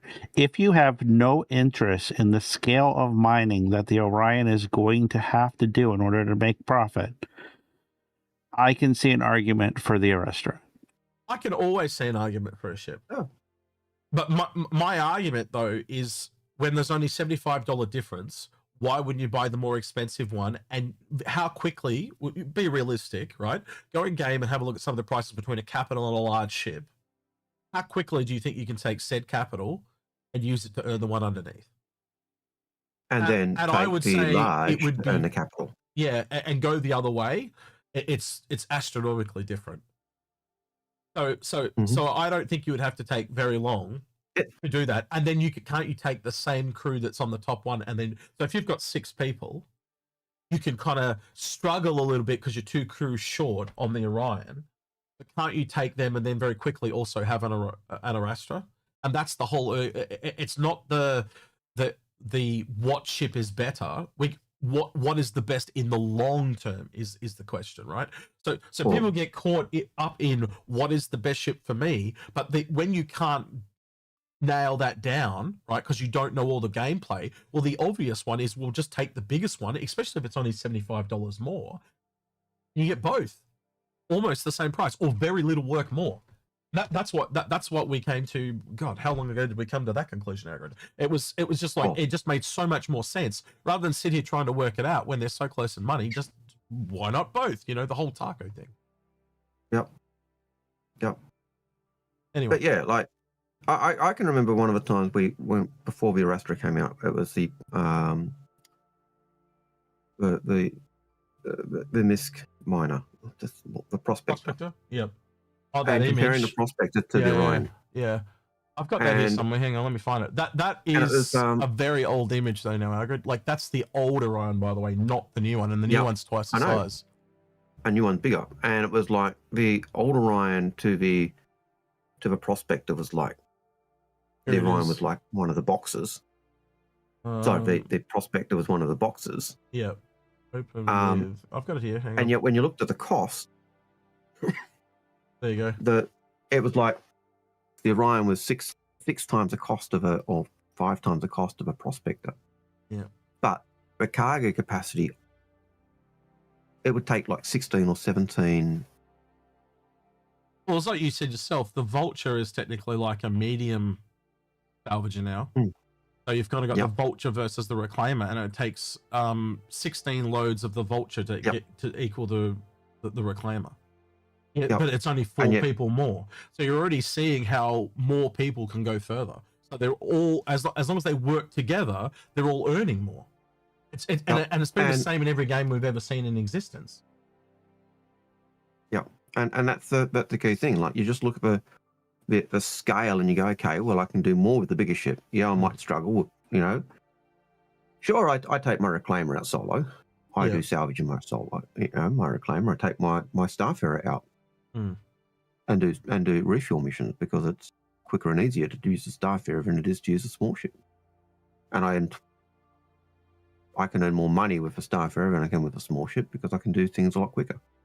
You'd agree to our grid though that this really is tailored at orgs. The high end stuff is really good at orgs. High end, absolutely. Yeah. The top end stuff is tailored towards group play and orgs. It's not solo play. Look, I can see every which way to take it, and we've gone through this so many times. It's not funny, but at the end of the day, what's the real cost? The real cost is American dollars, and when you break down the best way to spend the least amount of dollars, ironically, you get more ship. Yeah, by buying the biggest ship and working down. It's just the simplest way to do it. Instead of buying every single ship or buying the smallest ship and working your way up, which would take forever, just buy the single biggest one and work your way down. And there was some. Wait, are we not supposed to buy every ship? Well, wait a second. Have I been doing it wrong? Yeah, you've been doing it wrong. The other thing is you don't have to buy every big ship either. Like you could just get an Orion and go sideways. There's no reason you can't buy an Orion and go sideways to a Reclaimer or go down to a Vulture even, right? So it's not about having every single big capital ship. It's just that if you were going to buy multiple ships, then buy the bigger ones, you know? Yep. Because they're the better investment. Because you're going to get again. Look at how much all the prices have gone up. The ones that have had the biggest price jumps have been the bigger ones. Like, you know, like look what happened with the whole C as an example. That's one in the middle. You can imagine what's going to happen with the D and the E. You know, the Banner Merchantman started at 250. It's now what, 650. That's going to go up. This thing started at 325. It's now currently 575. And you've got what was the last one? I was going to give an example. The Starfarer, 175, now 350. Yep. And that's why we will constantly plug the Crucible and the Endeavour, because they're both still at their original start price. And they're going to jump, well, especially the Endeavour. The Endeavour's going to jump astronomically. Yep. So they're both going to go up in price, depending on, and the Endeavour's certainly got to go up in price because it's basically a flying space station. It's a variant, if anything, of the closest ship I can think of it to being to it is a Kraken. I almost think, though, Algared, we're almost in well, it's never really kind of been modeled beyond Greybucks, but I think we're in rework territory for this thing too. It doesn't fit in with the current RSI stylings. No. I would also like, if it's already got refining stuff on board, I think it would make a lot of sense if it could actually have, you know how the Starfarer's got that refining port so it can take in the saddlebags? I think this needs one of those. So a Prospector or one of the smaller ships to encourage group gameplay. Encourage that community gameplay. Yeah, absolutely. So they can come along. I wouldn't be surprised if it gets it. Yeah. I would be really surprised if it didn't. I would even like to see, like, I know this is going to sound a bit outlandish, but I wouldn't mind seeing a small hangar, and I mean for things something like a Prospector or something to take like a small cargo ship, so you can take something so back. That either a Prospector could dock or a Hull A could dock and resupply. Yeah, or even a small cargo ship like a Nomad or whatever. But in that size range of a Prospector, I do think it will need a docking collar so it can dock with some of the bigger ships. We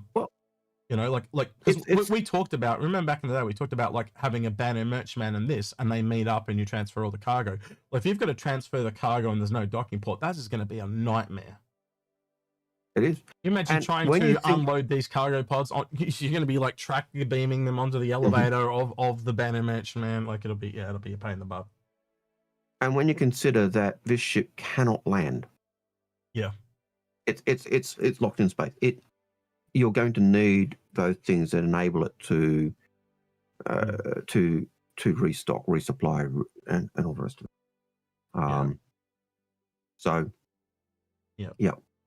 It's the same thing with the Arastra. Someone's saying in chat, don't expect to run this solo. No, neither of these ships are going to be solo. And I think that's the thing that's slowly slapping people in the face. They were kind of, everyone's like, oh, can I run my Javelin solo? Well, no, because we didn't have the fundamental gameplay aspects in place. So every ship was really a clone of others. It just got bigger and they tweaked the stats to make it fly slower or whatever. But now we're actually getting into the gameplay and stuff, and we're seeing those designed things come out. It was never going to be that way, you know. And that's why so many people were scared of engineering. They brought these ships thinking they could solo these huge ships. Well, ridiculous. Why don't you read it literally spells out the crew requirements. I find it really weird that, and again, it's something that I've had to learn. Some people they don't have foresight, so they can't see what things are going to be from reading the concepts. We ran into people like that, remember, Algared, where they couldn't see what a ship would be like you and I could. I still am amazed that people bought the Orion, not the Orion, the Odin, expecting it's going to be a soloable ship. Like, especially if they spent $5,000, that's a bit ridiculous. Yeah, that blows my mind. You know, the Idris is never ever a soloable ship. Yes, we can do it like that at the moment, but the second engineering and other things come in, it doesn't work. They work better when you've got the additional. It's the same with the Starfarer. When we were together doing the Starfarer missions the other week, it was a lot quicker just because you were manning the control to refuel rather than me getting out of my seat to do it. I do remember, sorry, there's a first time chatter in Twitch has just reminded me of something. I wanted to do box runs in my Orion. And what did I instantly think of when he said that, Algared? Do you see how well Algared knows me? What did I think of? I can't remember. I'm going to say Hornet and see if you remember the other part of it. Oh. Doing the box runs in a Hornet. No. The ice cream run. The mining with the Hornet. Yep. Back in the day, mining. Back in the day, they literally said you could attach a mining laser to your Hornet and go mining. Well, that's not a thing anymore because the way things work. They changed. But back in the day, you could do the attachment. You had attachment points which you could put anything to, and as long as you had cargo space, you could do it. Well, Hornet had 1 SCU of cargo, so you could put a salvage laser onto your Hornet and go salvaging or mining or. Yeah. I think the only variant I've ever heard of that I would agree with is take the Hammerhead, run it through his Gray's Market, and it becomes like a mining Hammerhead, because that would work in my book. Because you could still have just the 4 turrets on the outside change, and the top turret and the bottom turret stay as guns. Yep. Works. And the side turret become the mining heads and it's got 4 of them, so it's quicker than almost anything else in the game. But then it's got the lack of cargo space, so it goes the other way. Works on multiple levels. So so it works for Nyx as well, because you want to get in mine as quickly as possible and get the hell out of Dodge before the pirates turn up. So it works on all fronts. Yeah. So Werner says first time, and he says I dropped first time chatter, but he says I dropped a big amount during your sitcom stream. Well, I'm sorry that we caused you to. Drop a lot of money on the ships. Okay. Apologies. We're sorry if we're the cause of that. We apologise. Okay, I'm getting yawny now. Not sure what the YouTube chat is doing. They seem to have exploded into. It's like two people just going back and forth like they're fighting. Don't make me put you guys in a corner. I better be friendly. Yep. I will just banner hammer you if you don't stop. There you go. I think they're talking about the hammerhead that we just talked about. It's all right. Next question. Pissball Pete says, question, with regards to the current 4 times player limit on the Siege of Orison, you reckon that's the intention, or are they testing the instancing for lowering? I think it's instancing testing 100%, because the lower the number, the more instances you have, no? Yep, I think it's instance. Yeah, I think they're doing that. Because, let's be honest, I actually think they should have made it flexible and let you pick your group size. Personally, why would you design it to be 4? You design it to be, this is our group, we're going in, this is our instance. It doesn't need a limit. Yep. I used to hate when I was doing Lotro. I hate the missions where there was 4 people, because suddenly, today we've got 5 people. 5 of the 5 people have turned up. Oh crap. We can't do anything. Is this a gambling sim that you play? Lotro? It sounds like a lottery thing. Lord of the Rings Online. Oh, I know what it is, but you need to spell it out for people that don't know. Oh. You always do that. I'm saying Evercrack. Everyone knows what Evercrack is. Does everyone in chat know what Evercrack is? I'm really curious to know. Okay, they probably don't. Okay. Yes, exactly. Don't say shit that ain't true. Anyway. Yeah. Right, Parker says, you want to keep going? No, I was just going to say, in regards to Evercrack, they actually brought out another patch. See? It's still going. Jason said EverQuest. He thinks you're on Evercrack. Would you go to Squadron playtest on the 11th? Yeah, I would. He's got somewhere he's got to be that's really important. And believe it or not, I didn't get an invite. One of the few that didn't. I didn't get an invite because Sandy knew I couldn't go. And I think that might be why I didn't get one, because they're just assuming I'm going to his wedding. I didn't get an invite that either. I missed 2 invites. I don't think he'd want me there, because I'd be laughing at him the whole time. It's a serious business, a serious thing, and he knows I'd be at the back going, Yep. I wish him well, actually. Wish him well. Yep. Yeah, so some people say, I recognise every game I reference because they're old like me. You just insulted half our audience. That Smith says we come as a pair, so but yeah, so that would be the case. Like if we're going, I'm going on my own type of thing. Because I can't. He can't go. And Sandy knew that I couldn't because we talked. And she knew that the 9th is a date I cannot go because we need to change this. We need to start a room. I was gonna go, but Pete refused to put me up. So I can't go. He wouldn't. Yep. He refused. He kicked me out on the street. He's a slumlord. He's a dog, literally. Like you've seen his cartoon. He's a dog. We'll start all these rumors about him. Yeah, exiled me. He wouldn't even. Last time I came around there, I got to Nottingham after we'd driven 2-3 hours to get there. He didn't turn up. And it's all because I had COVID the week before. I'd had 2 positive tests and he still didn't turn up. Well, they didn't invite you because you don't go outside. Yes, they should have invited you, Pete, because you are literally just right around the corner. But yeah, I think everyone in the UK should have been given an invite almost, period. But again, certain people got invites and certain people didn't get invites, and it just doesn't make sense. But if they don't want me there, I don't know. I'm wondering if it's your date thing, Algared. So I'm like I said, I know that I don't have an invite to it because it's always been known that it was that weekend date I'm booked up, and Sandy was aware I couldn't turn up on that date. I wonder if I've been and even if I did get an invite, I'd have probably had to say no. I wonder if I've been hitting with the same stick. Guess we'll find out. You may have, and that's my gut feeling. That's why. All right, next question. Which may or may not be a boon for us, because yeah.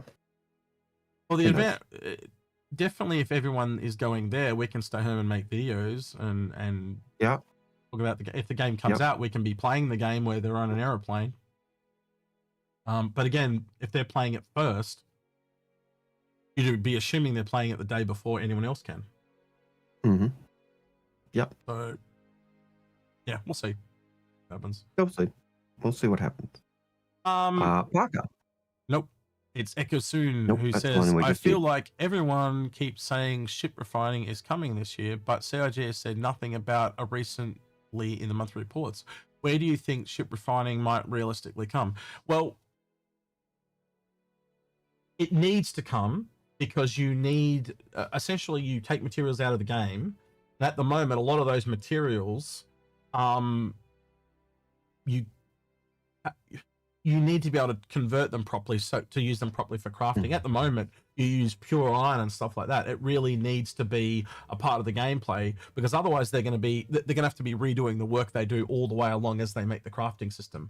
So you can see the crafting team are essentially going to be going backwards and forwards.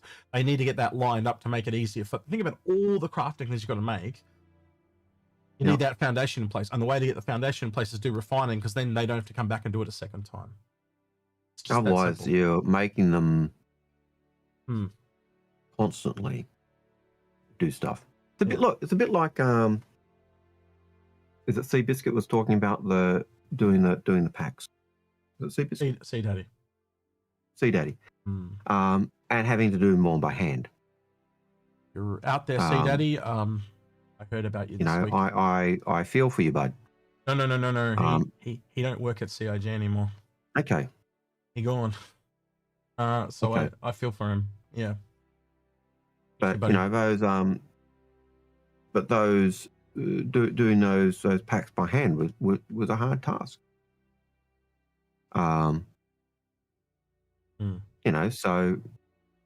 Well, so Robert JT said small portable refinery before ships. Well, we've already got that in the stations. I think that's their stopgap for now, but it's going to be so annoying if you're trying to build a base and every time you need to refine, you got to fly off to the space station when you could have just built a room. The first room you built could have been, all right, I don't need a miner because I've got a mole. So the very first room I built is a refinery, So it just makes logical sense to me to have a miner you know, you got mining and salvage. Well, now if we can refine the items, we can start using them all in crafting, and the crafting team doesn't have to do two things.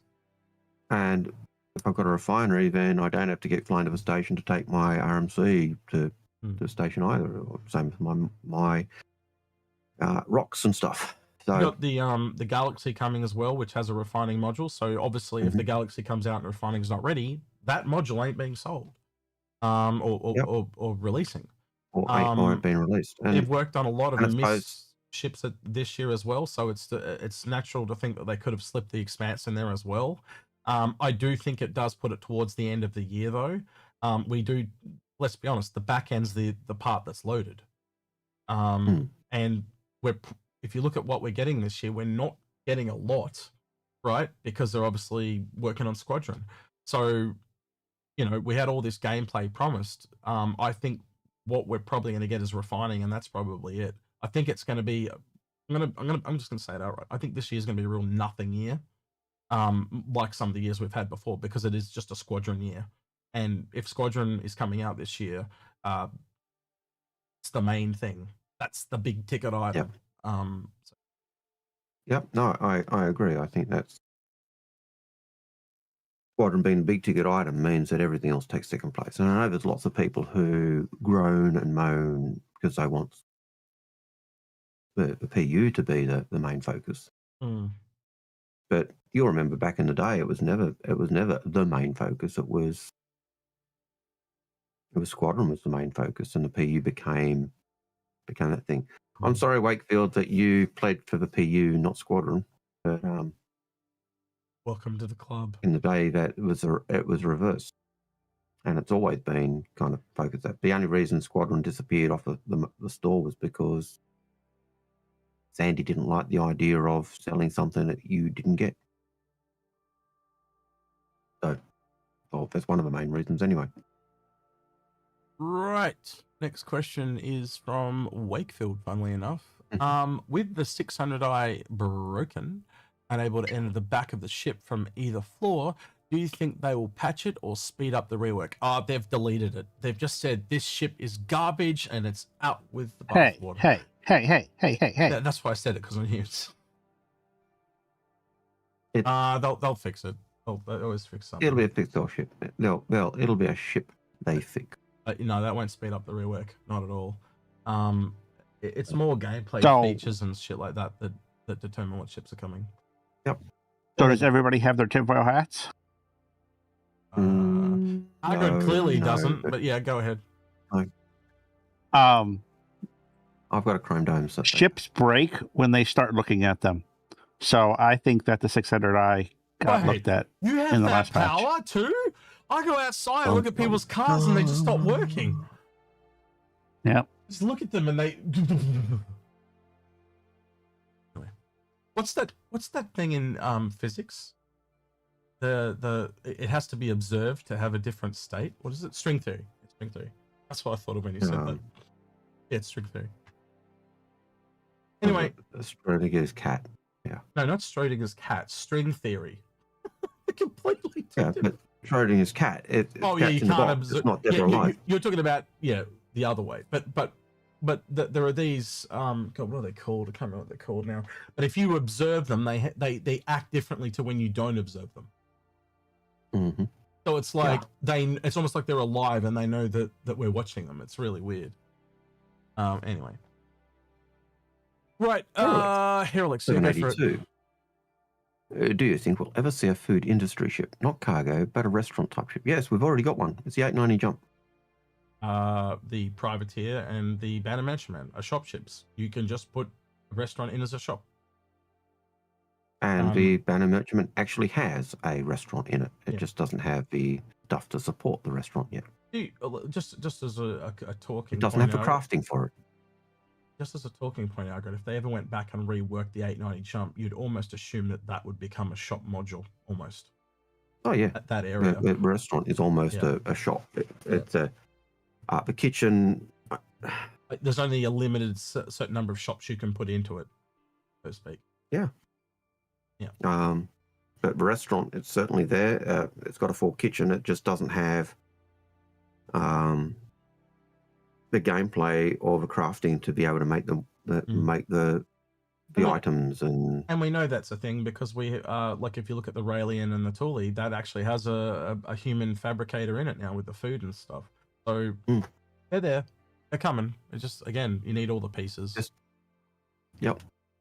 Arcane Danger says, any news and thoughts on the Forge? Last we heard it was, the Forge had been paused was the last we'd heard. So I think that's basically because of base building. They've also now said base buildings for 2027. So you'd kind of want that ship to come with base building, knowing how the back ends are loaded. To be honest, it looks like base building's the end of next year. So I would say towards the end of next year, if I had to guess, if I was a betting man. But you, Lemming, would you agree with us on that one? Into next year? The Forge is the refining ship, right? It's it's basically a small Pioneer. It also does some fabrication now too. So it's a medium consolidated outland ship that does refining and reforging and stuff like that. I don't see why I would have to wait until next year. I think it could still be this year. It also has it also extracts stuff out of the ground through its feet, like the Pioneer. I think it's got too many moving parts on it to not wait that long, personally. But you tell me when you think it's going to come. So go ahead. Other than arguing. So it's July. I'm sorry, it's June, right? Mm-hmm. So the next ship is going to be the July ship. Mm-hmm. So we know that there's something coming from Grays. Mm-hmm. We know that the Stingray is still a thing. So that's 2 of the 5 remaining months. Mm-hmm. We know that the Galaxy is still for November. Mm-hmm. So that's 3. So that only leaves 2 more possible ships. Mm-hmm. I would also potentially rule out December because last year they didn't do a ship in the month of December. Remember that? And true. So, and they did talk. There's a lot possibility of a alien snub, which could. They said we have to make one. That doesn't mean it's coming. But yes, true. True. But I think he's talking more confirmed ships. So if you listen to what he listed, he's listing things that we know about. Like and he's cut it down to basically 3 we know are coming. At least 2. December's out because they didn't do one last year. At least 1. Yeah. Keep going, Lemon. So I would say that the Forge could be an IAE ship because they probably want IAE to be as big as Invictus, and that's going to be difficult. I'm with Rabbit. The Expanse. I would release the Expanse way before I release the Forge because, again, the Expanse does one of those things where the Forge does that and other things. We always see the single release one come out first before others. And I almost go even further again and say before the Expanse, I think you would see the ship between the Galaxy and the Expanse, because we also see that they don't generally release the ship that they've already sold. They want to sell you something else. So that's true. The thing between the Expanse and the Galaxy is what I'd be expecting to see as the first thing. We've seen it time and time again. Like I don't want to go back and give all the examples, but you two will agree with me. That tends to be the pattern. So that would be a ship. So if you've got essentially a Starfarer that sits in that kind of large category, and then you've got the Expanse that's technically in a medium, I think we're looking at about a Connie S Corsair size in there. Yep. The sweet spot of ships. Maybe Moth or Mole size, something in there. And Argo would be a contender. I think you both agree on that. If we've got Misk and we've got, well, it's only Misk. We technically have it's the Galaxy. I'm getting them mixed up. What an idiot. I said Starfarer, I meant to say Galaxy. What an idiot. So we've got Arastra and Misk. So Argo, what's the other manufacturer you'd see for that ship, Lemming, as a manufacturer? It was around Connie size. For which ship? I'm sorry? Ship that's around Connie size that does refining. And if we've already got RSI and already got Misk, the only other one that I can think industrial enough would be Argo or Drake. Well, they don't generally work on manufacturers in a vacuum. So we had an Origin ship and we had an Argo ship this year already. I would say that there's a higher than not chance that there's going to be another one of both of those. Rabbit does say Sinu needs a medium or large, but isn't that what the Forge is? Yep, I agree. That's kind of what Lemming's saying. Yeah, it is. Yeah, but I think what I'm seeing, and you guys correct me if you think I'm wrong here, if the Expanse is the dedicated, doesn't the Sinu or the Forge kind of fall into that modular? Or it's not. I know it's not modular, but because it's doing a variety of things, you get where I'm going. Like it won't be as good at doing it as what the Expanse is, because the Expanse is like a dedicated refinery ship. This is a refinery and a fabric. Yeah, it's like a generalist, but it's doing two things at once. It's only doing 2 or 3 things at once rather than just focusing on one. That's the other ship. That's the other ship you haven't mentioned. The generalist. It's the generalist for this ship. They did say there was a generalist ship coming. That's your last ship, Lemmy. That's the one that's missing. Yeah. And I still think the biggest contender for that is the 400i variant. But hey, I'll be wrong. I guarantee you I'll be wrong. No. Because everything they've done this year has been just, hey, what's the coolest way we can do this? Don't care if it breaks the law or anything. So I'm looking forward to the 462.9B 7892 Origin B221.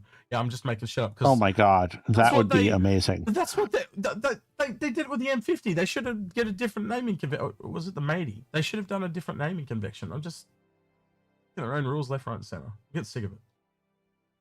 I can see how the M80s. Oh, sorry. Wait. Sorry. But can we, Wakefield just asked, can we explain the 400i variant?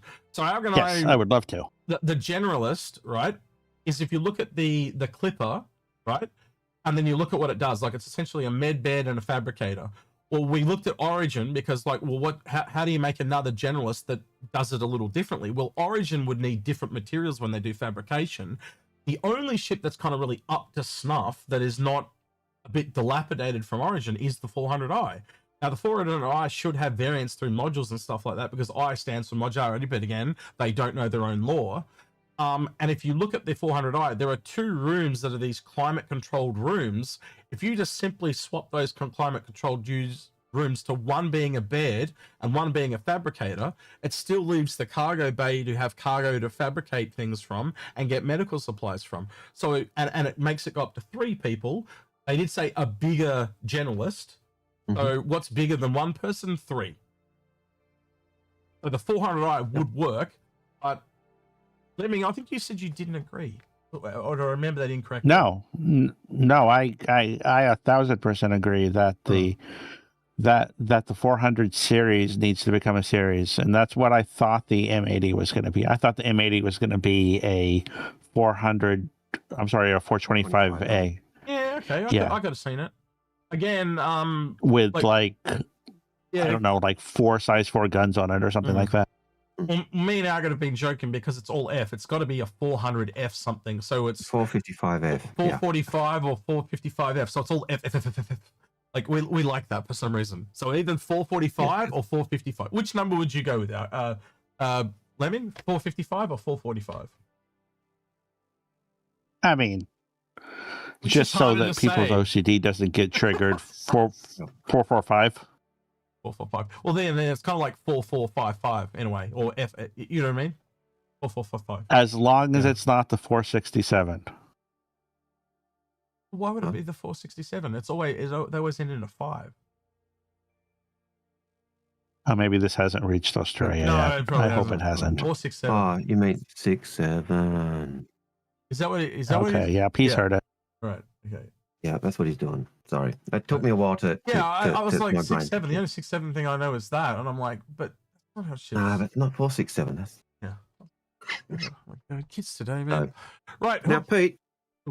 I've got to say, we're not bad mouthing the M80.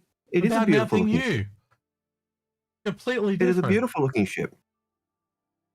And even Lemming. All right. Bad mouthing the M80. So, yeah, definitely not. I think the M80 is a work of art. The thing that I have worried about the M80 is when the Stingray comes out. Yep. Because they always introduce the worst thing before the better thing, and Yep. yeah, that Stingray. Well, look how much the matey stood on top of the Guardian. And the Guardian series, it just like floored the Guardian was just garbage. In fact, most people I know upgraded their Guardian into that. Quite funnily enough. I'm going to check for Algared. Can he still get the matey? But I think you're going to be. I've got this feeling I just shit out of luck. That's what my brain's telling me. What, somebody wanted an matey? He didn't. I told him to pick up a CCU, but he's been tired and sick and shit. And I'm just I was quick as a dog last week. Yeah, I think it's still available for concierge. Yeah, it's still there, Algared. So you got two options. You get a war bond for $275. That brings the price down a shit ton. Yeah, I'd love to do that. What's a ship that you've got? What's a ship that you've got that would be in the ballpark? Do you have an extra hull B? What do you have, Algared? What's something you got extra of? What's a fighter? You got every fighter under the fucking sun. Probably. So the Meteor, the Guardian, Polo Triage, a Warden. The Harbinger? Harbinger would be there too. But what we're saying, Algared, we've got ways of helping you. We know the financial burden you're in at the moment with the whole thing looming. We'll help you out. It's fine. What's a ship that you could upgrade from? Well, you find out and tell us after the show. I can't tell you offhand because there's so many. You know that. Yeah, F8. Yeah, you're under the gun. It's saying the F8. The F8. F8. I don't think you can do the F8, can you? Isn't it the same price? Algared, hold the pipe down. You're coughing in everyone's ear. How dare you cough your lungs out and almost die? But you're making me cough, you son of a bitch. Welcome to the Easy Fits. We'll be coughing our lungs out for the next 3 hours. Thank you for joining. All right. Yeah, I am a ship hoarder. Oh my god. I am as bad as Silas Kroner.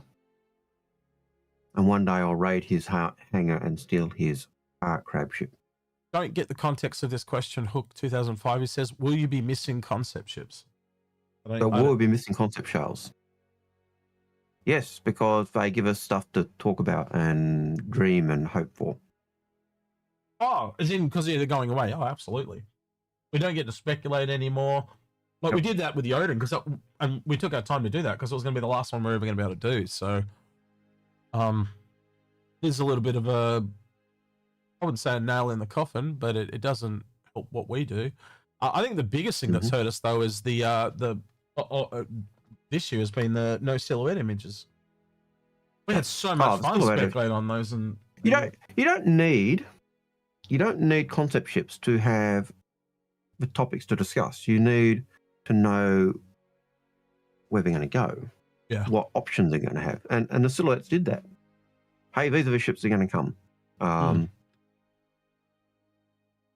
You know, so I mean, how much content was made over the cutter? Yeah. No, not the cutter. Yeah, was it the cutter? Is that the Flappy Bird? Clipper. Yeah, that's it. Yeah. Yeah, and that's not just from us. I mean, from oodles, the entire community. Oodles, yeah, of everybody. Like everybody was saying, "Oh, this is Drake. Oh, this isn't Drake." It was it was crazy the number of people talking about it. Yep. Which is probably why they lied to us, because they knew that they could just sit there and laugh for 12 months, which is what I'm sure they did every day. Yep. Anyway, Herolex says, "Do you think we will see NPC shuttle taxis or passenger transport taking players from point A to point B?" Yeah, absolutely. They even talked about a shuttle service for reclaiming your ship as a part of it, and I think that would be that sounds like a taxi to me. Doesn't it sound that to you boys as well? Yeah, 100%. Peaceful Pete says, "Looking at the reflection on the sneak peek, what ship is that?" We went through that already. Pete, you're slow. Hook 2005 says, earlier. Yeah. What do you think the last patch will be before 1.0? It'll be the last patch before 1.0. The last patch they do. The number. Like, are you wanting to clip this and see how good we are? I've got no clue. Yep. Not an idea. I mean, a lot of it also matters on how quick they go through the version numbers, because like sometimes we get a .2, sometimes we don't get a .2, sometimes we get a .4. Yep. So it depends on how fast they want to burn through version numbers. Well, we're probably going to reach the heat death of the universe before the final of this game, the way things are going. So, wait and see.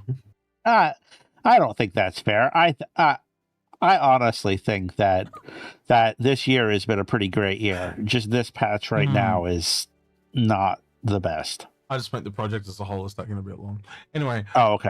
Project Gnome says, question, do you know that you can perfectly store the Atlas on the Raelian? I did see that. It is pretty cool, and it's a shame that the Raft can't do it, and they make the Atlas. Yeah. Mm-hmm. Right. What? Sorry? What was the what? What the what? What now, Lemmy? You could put an Atlas on a raft. No, it was in you can't put it in the raft or have its own storage location. It's okay, got to lose cargo to go on there, and that's stupid. They made the Atlas. Wouldn't they designed or retrofit the raft to hold its own Atlas? It just doesn't make any sense to me. It's kind of stupid. Right.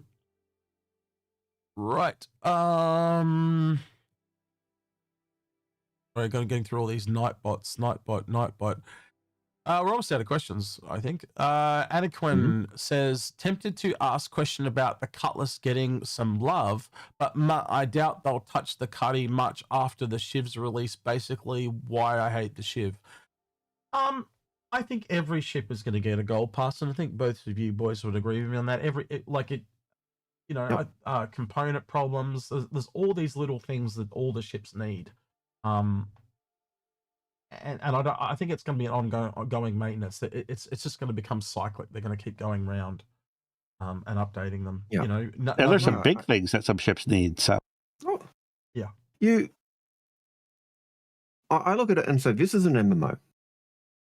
Every MMO I've played, as they go through, they do little touches and they touch other characters. I can remember Dark Age of Camelot, Daok. Every so often, there'd be a graphics update where your characters would be slightly updated. And you look at characters from the early period of Daok to the end of Daok, and it was chalk and cheese. And it was just because as their tech was changing, as their art style was changing, they were able to upgrade or put more stuff in. It's going to be no different with the ships we've got. We already see it in Star Citizen, where ships get updated and gold passes, and then they're brought up to standard, and then they go through and they bring everything else up, and then new standard comes and everything else gets brought up to that standard. It's just normal game development. It happens until the game stops being worked on.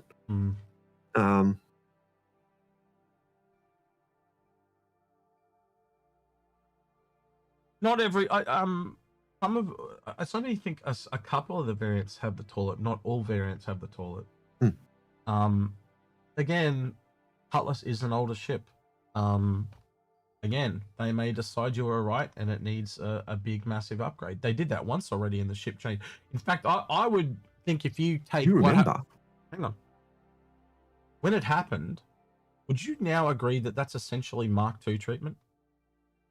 Because it is. Work it through. Remember how you used to be able to enter via the wing and all that type of shit? And how much it's grown? Yeah. All right. Yeah. I would imagine that the next time we see Cutlass, it would probably be a Mark II. It's an old ship. Anyway, but you'll also remember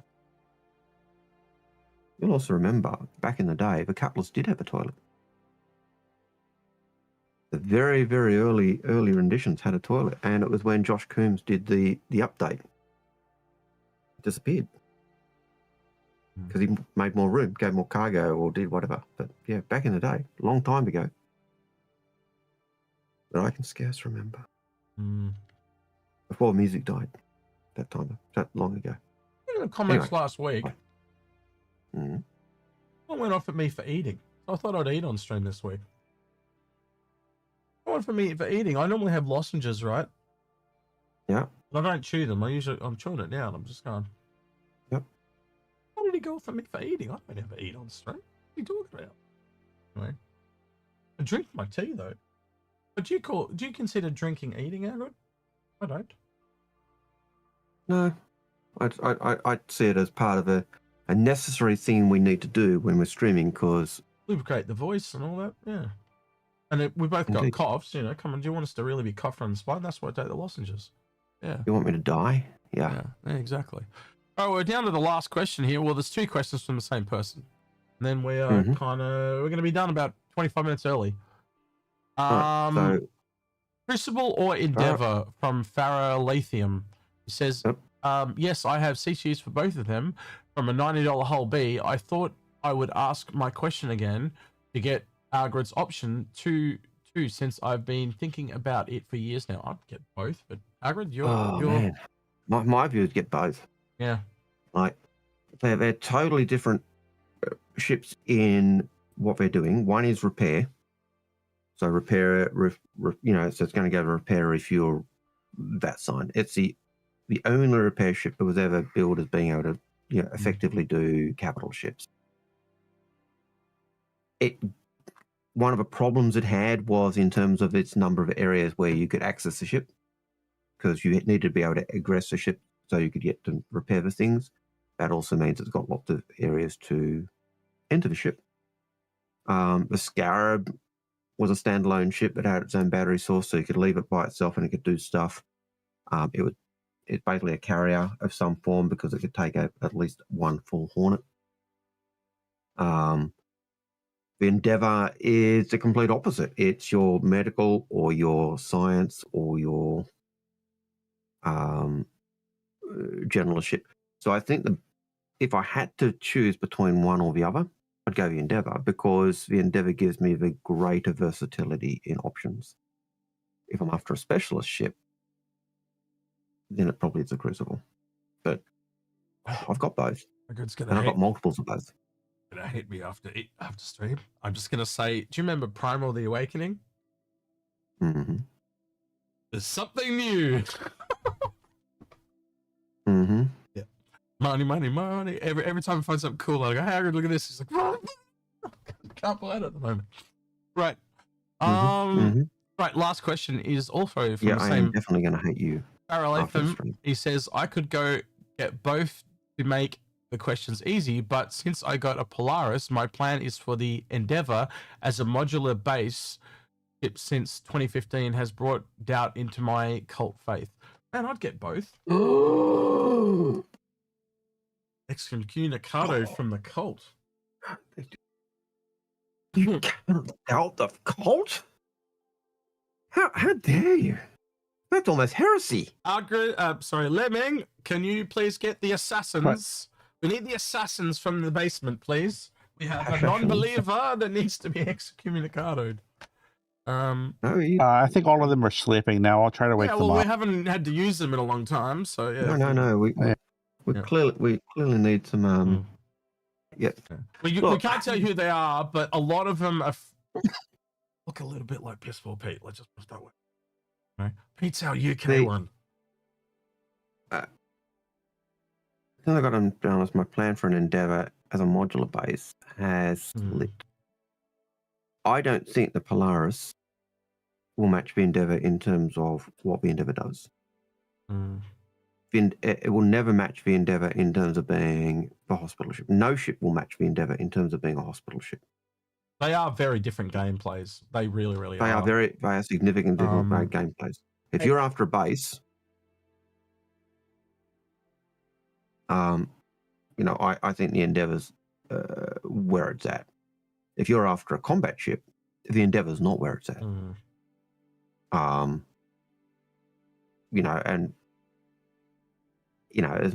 I say in jest, boot you out because you're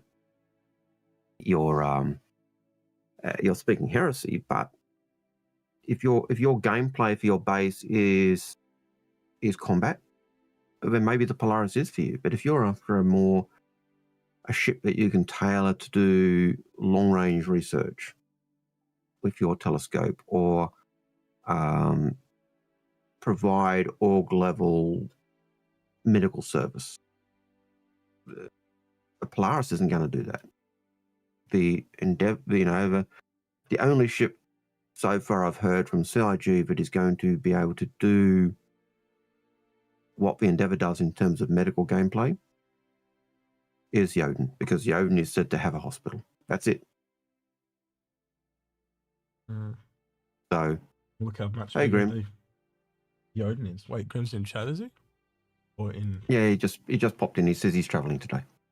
Oh, that means he's fallen off a cliff. Mm-hmm. His version of traveling. So Right. yeah. So picking up that argument, like you've really got to ask what it is you're looking for in terms of your mobile base. We still don't know how good the cab of the Endeavour is going to be. We know it's supposed to be able to. It's the only ship we've heard. Wait, can go into the corona of the sun. Wait, if he's listening while traveling, does that mean the Reaper and the Little Reaper are with him? And confirm they can hear us. I've heard so many stories about you, if it's true. All good, by the way. All good. But you gotta stop. You gotta start sharing Grim with me. I keep getting sick of it every time. It's like, oh, my wife needs me. I'm like, well, I need time with you too, Grim. Oh, you got the earbuds in. Well, that's not fair. I want to talk to them for once. That's not going to work if you got the earbuds in. The Grimlings can't hear you. Hey, no, he saw my evil plan coming. That's right. The Grimlings can't hear. That's what he's saying. All right, so I've gone on to Grimlings or Gremlins? That's the other question. Gremlins. Oh, well, I just call them the Reaper and Little Reaper. So he's Grim, she's the Reaper, and Little Reaper is the daughter. Yeah, it all works out. Okay. But so I've just picked kind of someone that I thought would, in the vein of Pissball Pete. He's some kind of. Is that an otter with a helmet on? Looks like an otter. His name is Mac. So we're going to raid Mac. I got no idea who he is. He could be from another world. I got no clue. So we're going to raid Mac. And Mac is playing Star Citizen. What are we going to ask him? How long it take to make his VTube model? That looks kind of complicated. But yeah. So we'll be listening in. You know, tells his thoughts about the matey. And we'll see you guys next week. Look forward to the last video. I'll kind of remind you before you go, the Thule video. So there's those 3 videos now. The stream from last week, Murder at the Disco, the Raelian, and the Thule. The one with the most votes is getting, most comments is being deleted. And the one with the medium and the least will win the ships. Which is the Thule in the round. Being able to... Oh, no. The one with the least will go into the draw for the Thule, and the one with the medium amount will go into the Raelian. And so you have to be on those to it. So it's a part of working as a community and also all that type of stuff. All right, then. Twitch, say goodbye to YouTube. YouTube, say goodbye to Twitch. Bye-bye. And they're gone. All right, let's have a listen in. And they're gone. Oh, shit. I don't think this guy speaks English. Shit, Español. Gol de España. ¿Contra quién están jugando? Oh my god, he speaks. I should have checked that he speaks English. Oh my god. What an idiot. Hey. I feel like an idiot. I should have checked. I should have checked that he speaks English. It's support for. It's okay. It's support for a fellow streamer. Thank you for the raid. ¿Qué hice? He can actually speak English, but he's struggling. Bienvenidos, ¿cómo están? Saluditos. ¿San Miguel? ¿Cómo que San Miguel? Alright, well, love him and leave him. I feel like such an idiot. I am a terrible streamer. You can tell. I don't check any of this shit. Oh, I should. That should be a basic level thing to check for English. It's not necessarily a bad thing. It's just. Well, hey, at least they're getting some cultural enrichment over there, learning some Spanish. They'll have a great time. I'm sure they've all left. They might just like to watch, turn the sound down, and just watch someone play. Yep. No. I do that at times. Oh, I just thought he looked interesting. I'd never seen him before. I thought, oh yeah, that looks kind of cool. Kind of like a bit Pissball Pete's there. I mean, look, new streamer. Support a streamer. Anyone playing Star Citizen is worth supporting occasionally. So it's not a bad thing. It's a learning opportunity. That's it. See what people are doing. All right. So as I said, that will be the video be coming out this week. The buyer's guide me and Paul did last weekend will be the one out this week. Gives me and Algared a little bit. I mainly did it because I thought Algared might need a bit more time to recuperate. God damn it! Recuperate. Holy shit! What is wrong with my tongue? To rejuvenate in the Maria Pure of Heart. Yeah. Rejuvenate. There's no working with that, buddy. You're gonna have to get a whole new. You're gonna have to start from scratch on that one. That bust is. That thing looks like a mannequin. You'd be starting to scratch anyway. Put the clothes back on that one. Look at it. I didn't even have a wing on it. What? Yeah, start from scratch. Anyway, Speaking on me. yeah, someone's got it. Someone's got it. All those kids that get punished at school for trying, I got to make up for something. I get away with it. If I went there, I'd be the hero, mate. I'd be like, execute. Oh, Parker and Mega Ninja and chucked in a couple of questions just before the end. All right. Well, we'll go through them for the VOD. Go on. Read them out. Parker said, are there any more difficult ships than the Endeavour or Crucible? Yes, the Odin. Yep. Absolutely. I don't think the Crucible's as difficult as the Endeavour. It's just a big ship, and it just needs other things for repair and stuff to come in. Mega Tiger Ninja said, after the nerf, do you think the Hull D will remain a capital ship, or will it be reduced to large? Capital. No, I think it'll stay the capital ship because if I recall correctly, the Hull C is large. Yep. Because of the legality of what they were sold at. That's mainly the reason why. And that'll be a factor as well. So, yep. And that was the last question. All right, with that then, don't forget to like, subscribe, ring that notification bell, and thank you to everyone that went the extra mile at the end of the video on Patreon. With that then, he's been Old Man Hurst himself, Algared. And that's been Execute, and we're out of here. Take care. See you, citizens. Oh, shit. Hit the wrong button. Hit the record button. What an idiot. Well, I hope we're recording. No, we weren't recording. We were streaming. That's different. Oh, okay. Do I teach you how computers work? No, we don't need to record when we're streaming, do we? Yeah, I'll teach you how streaming works.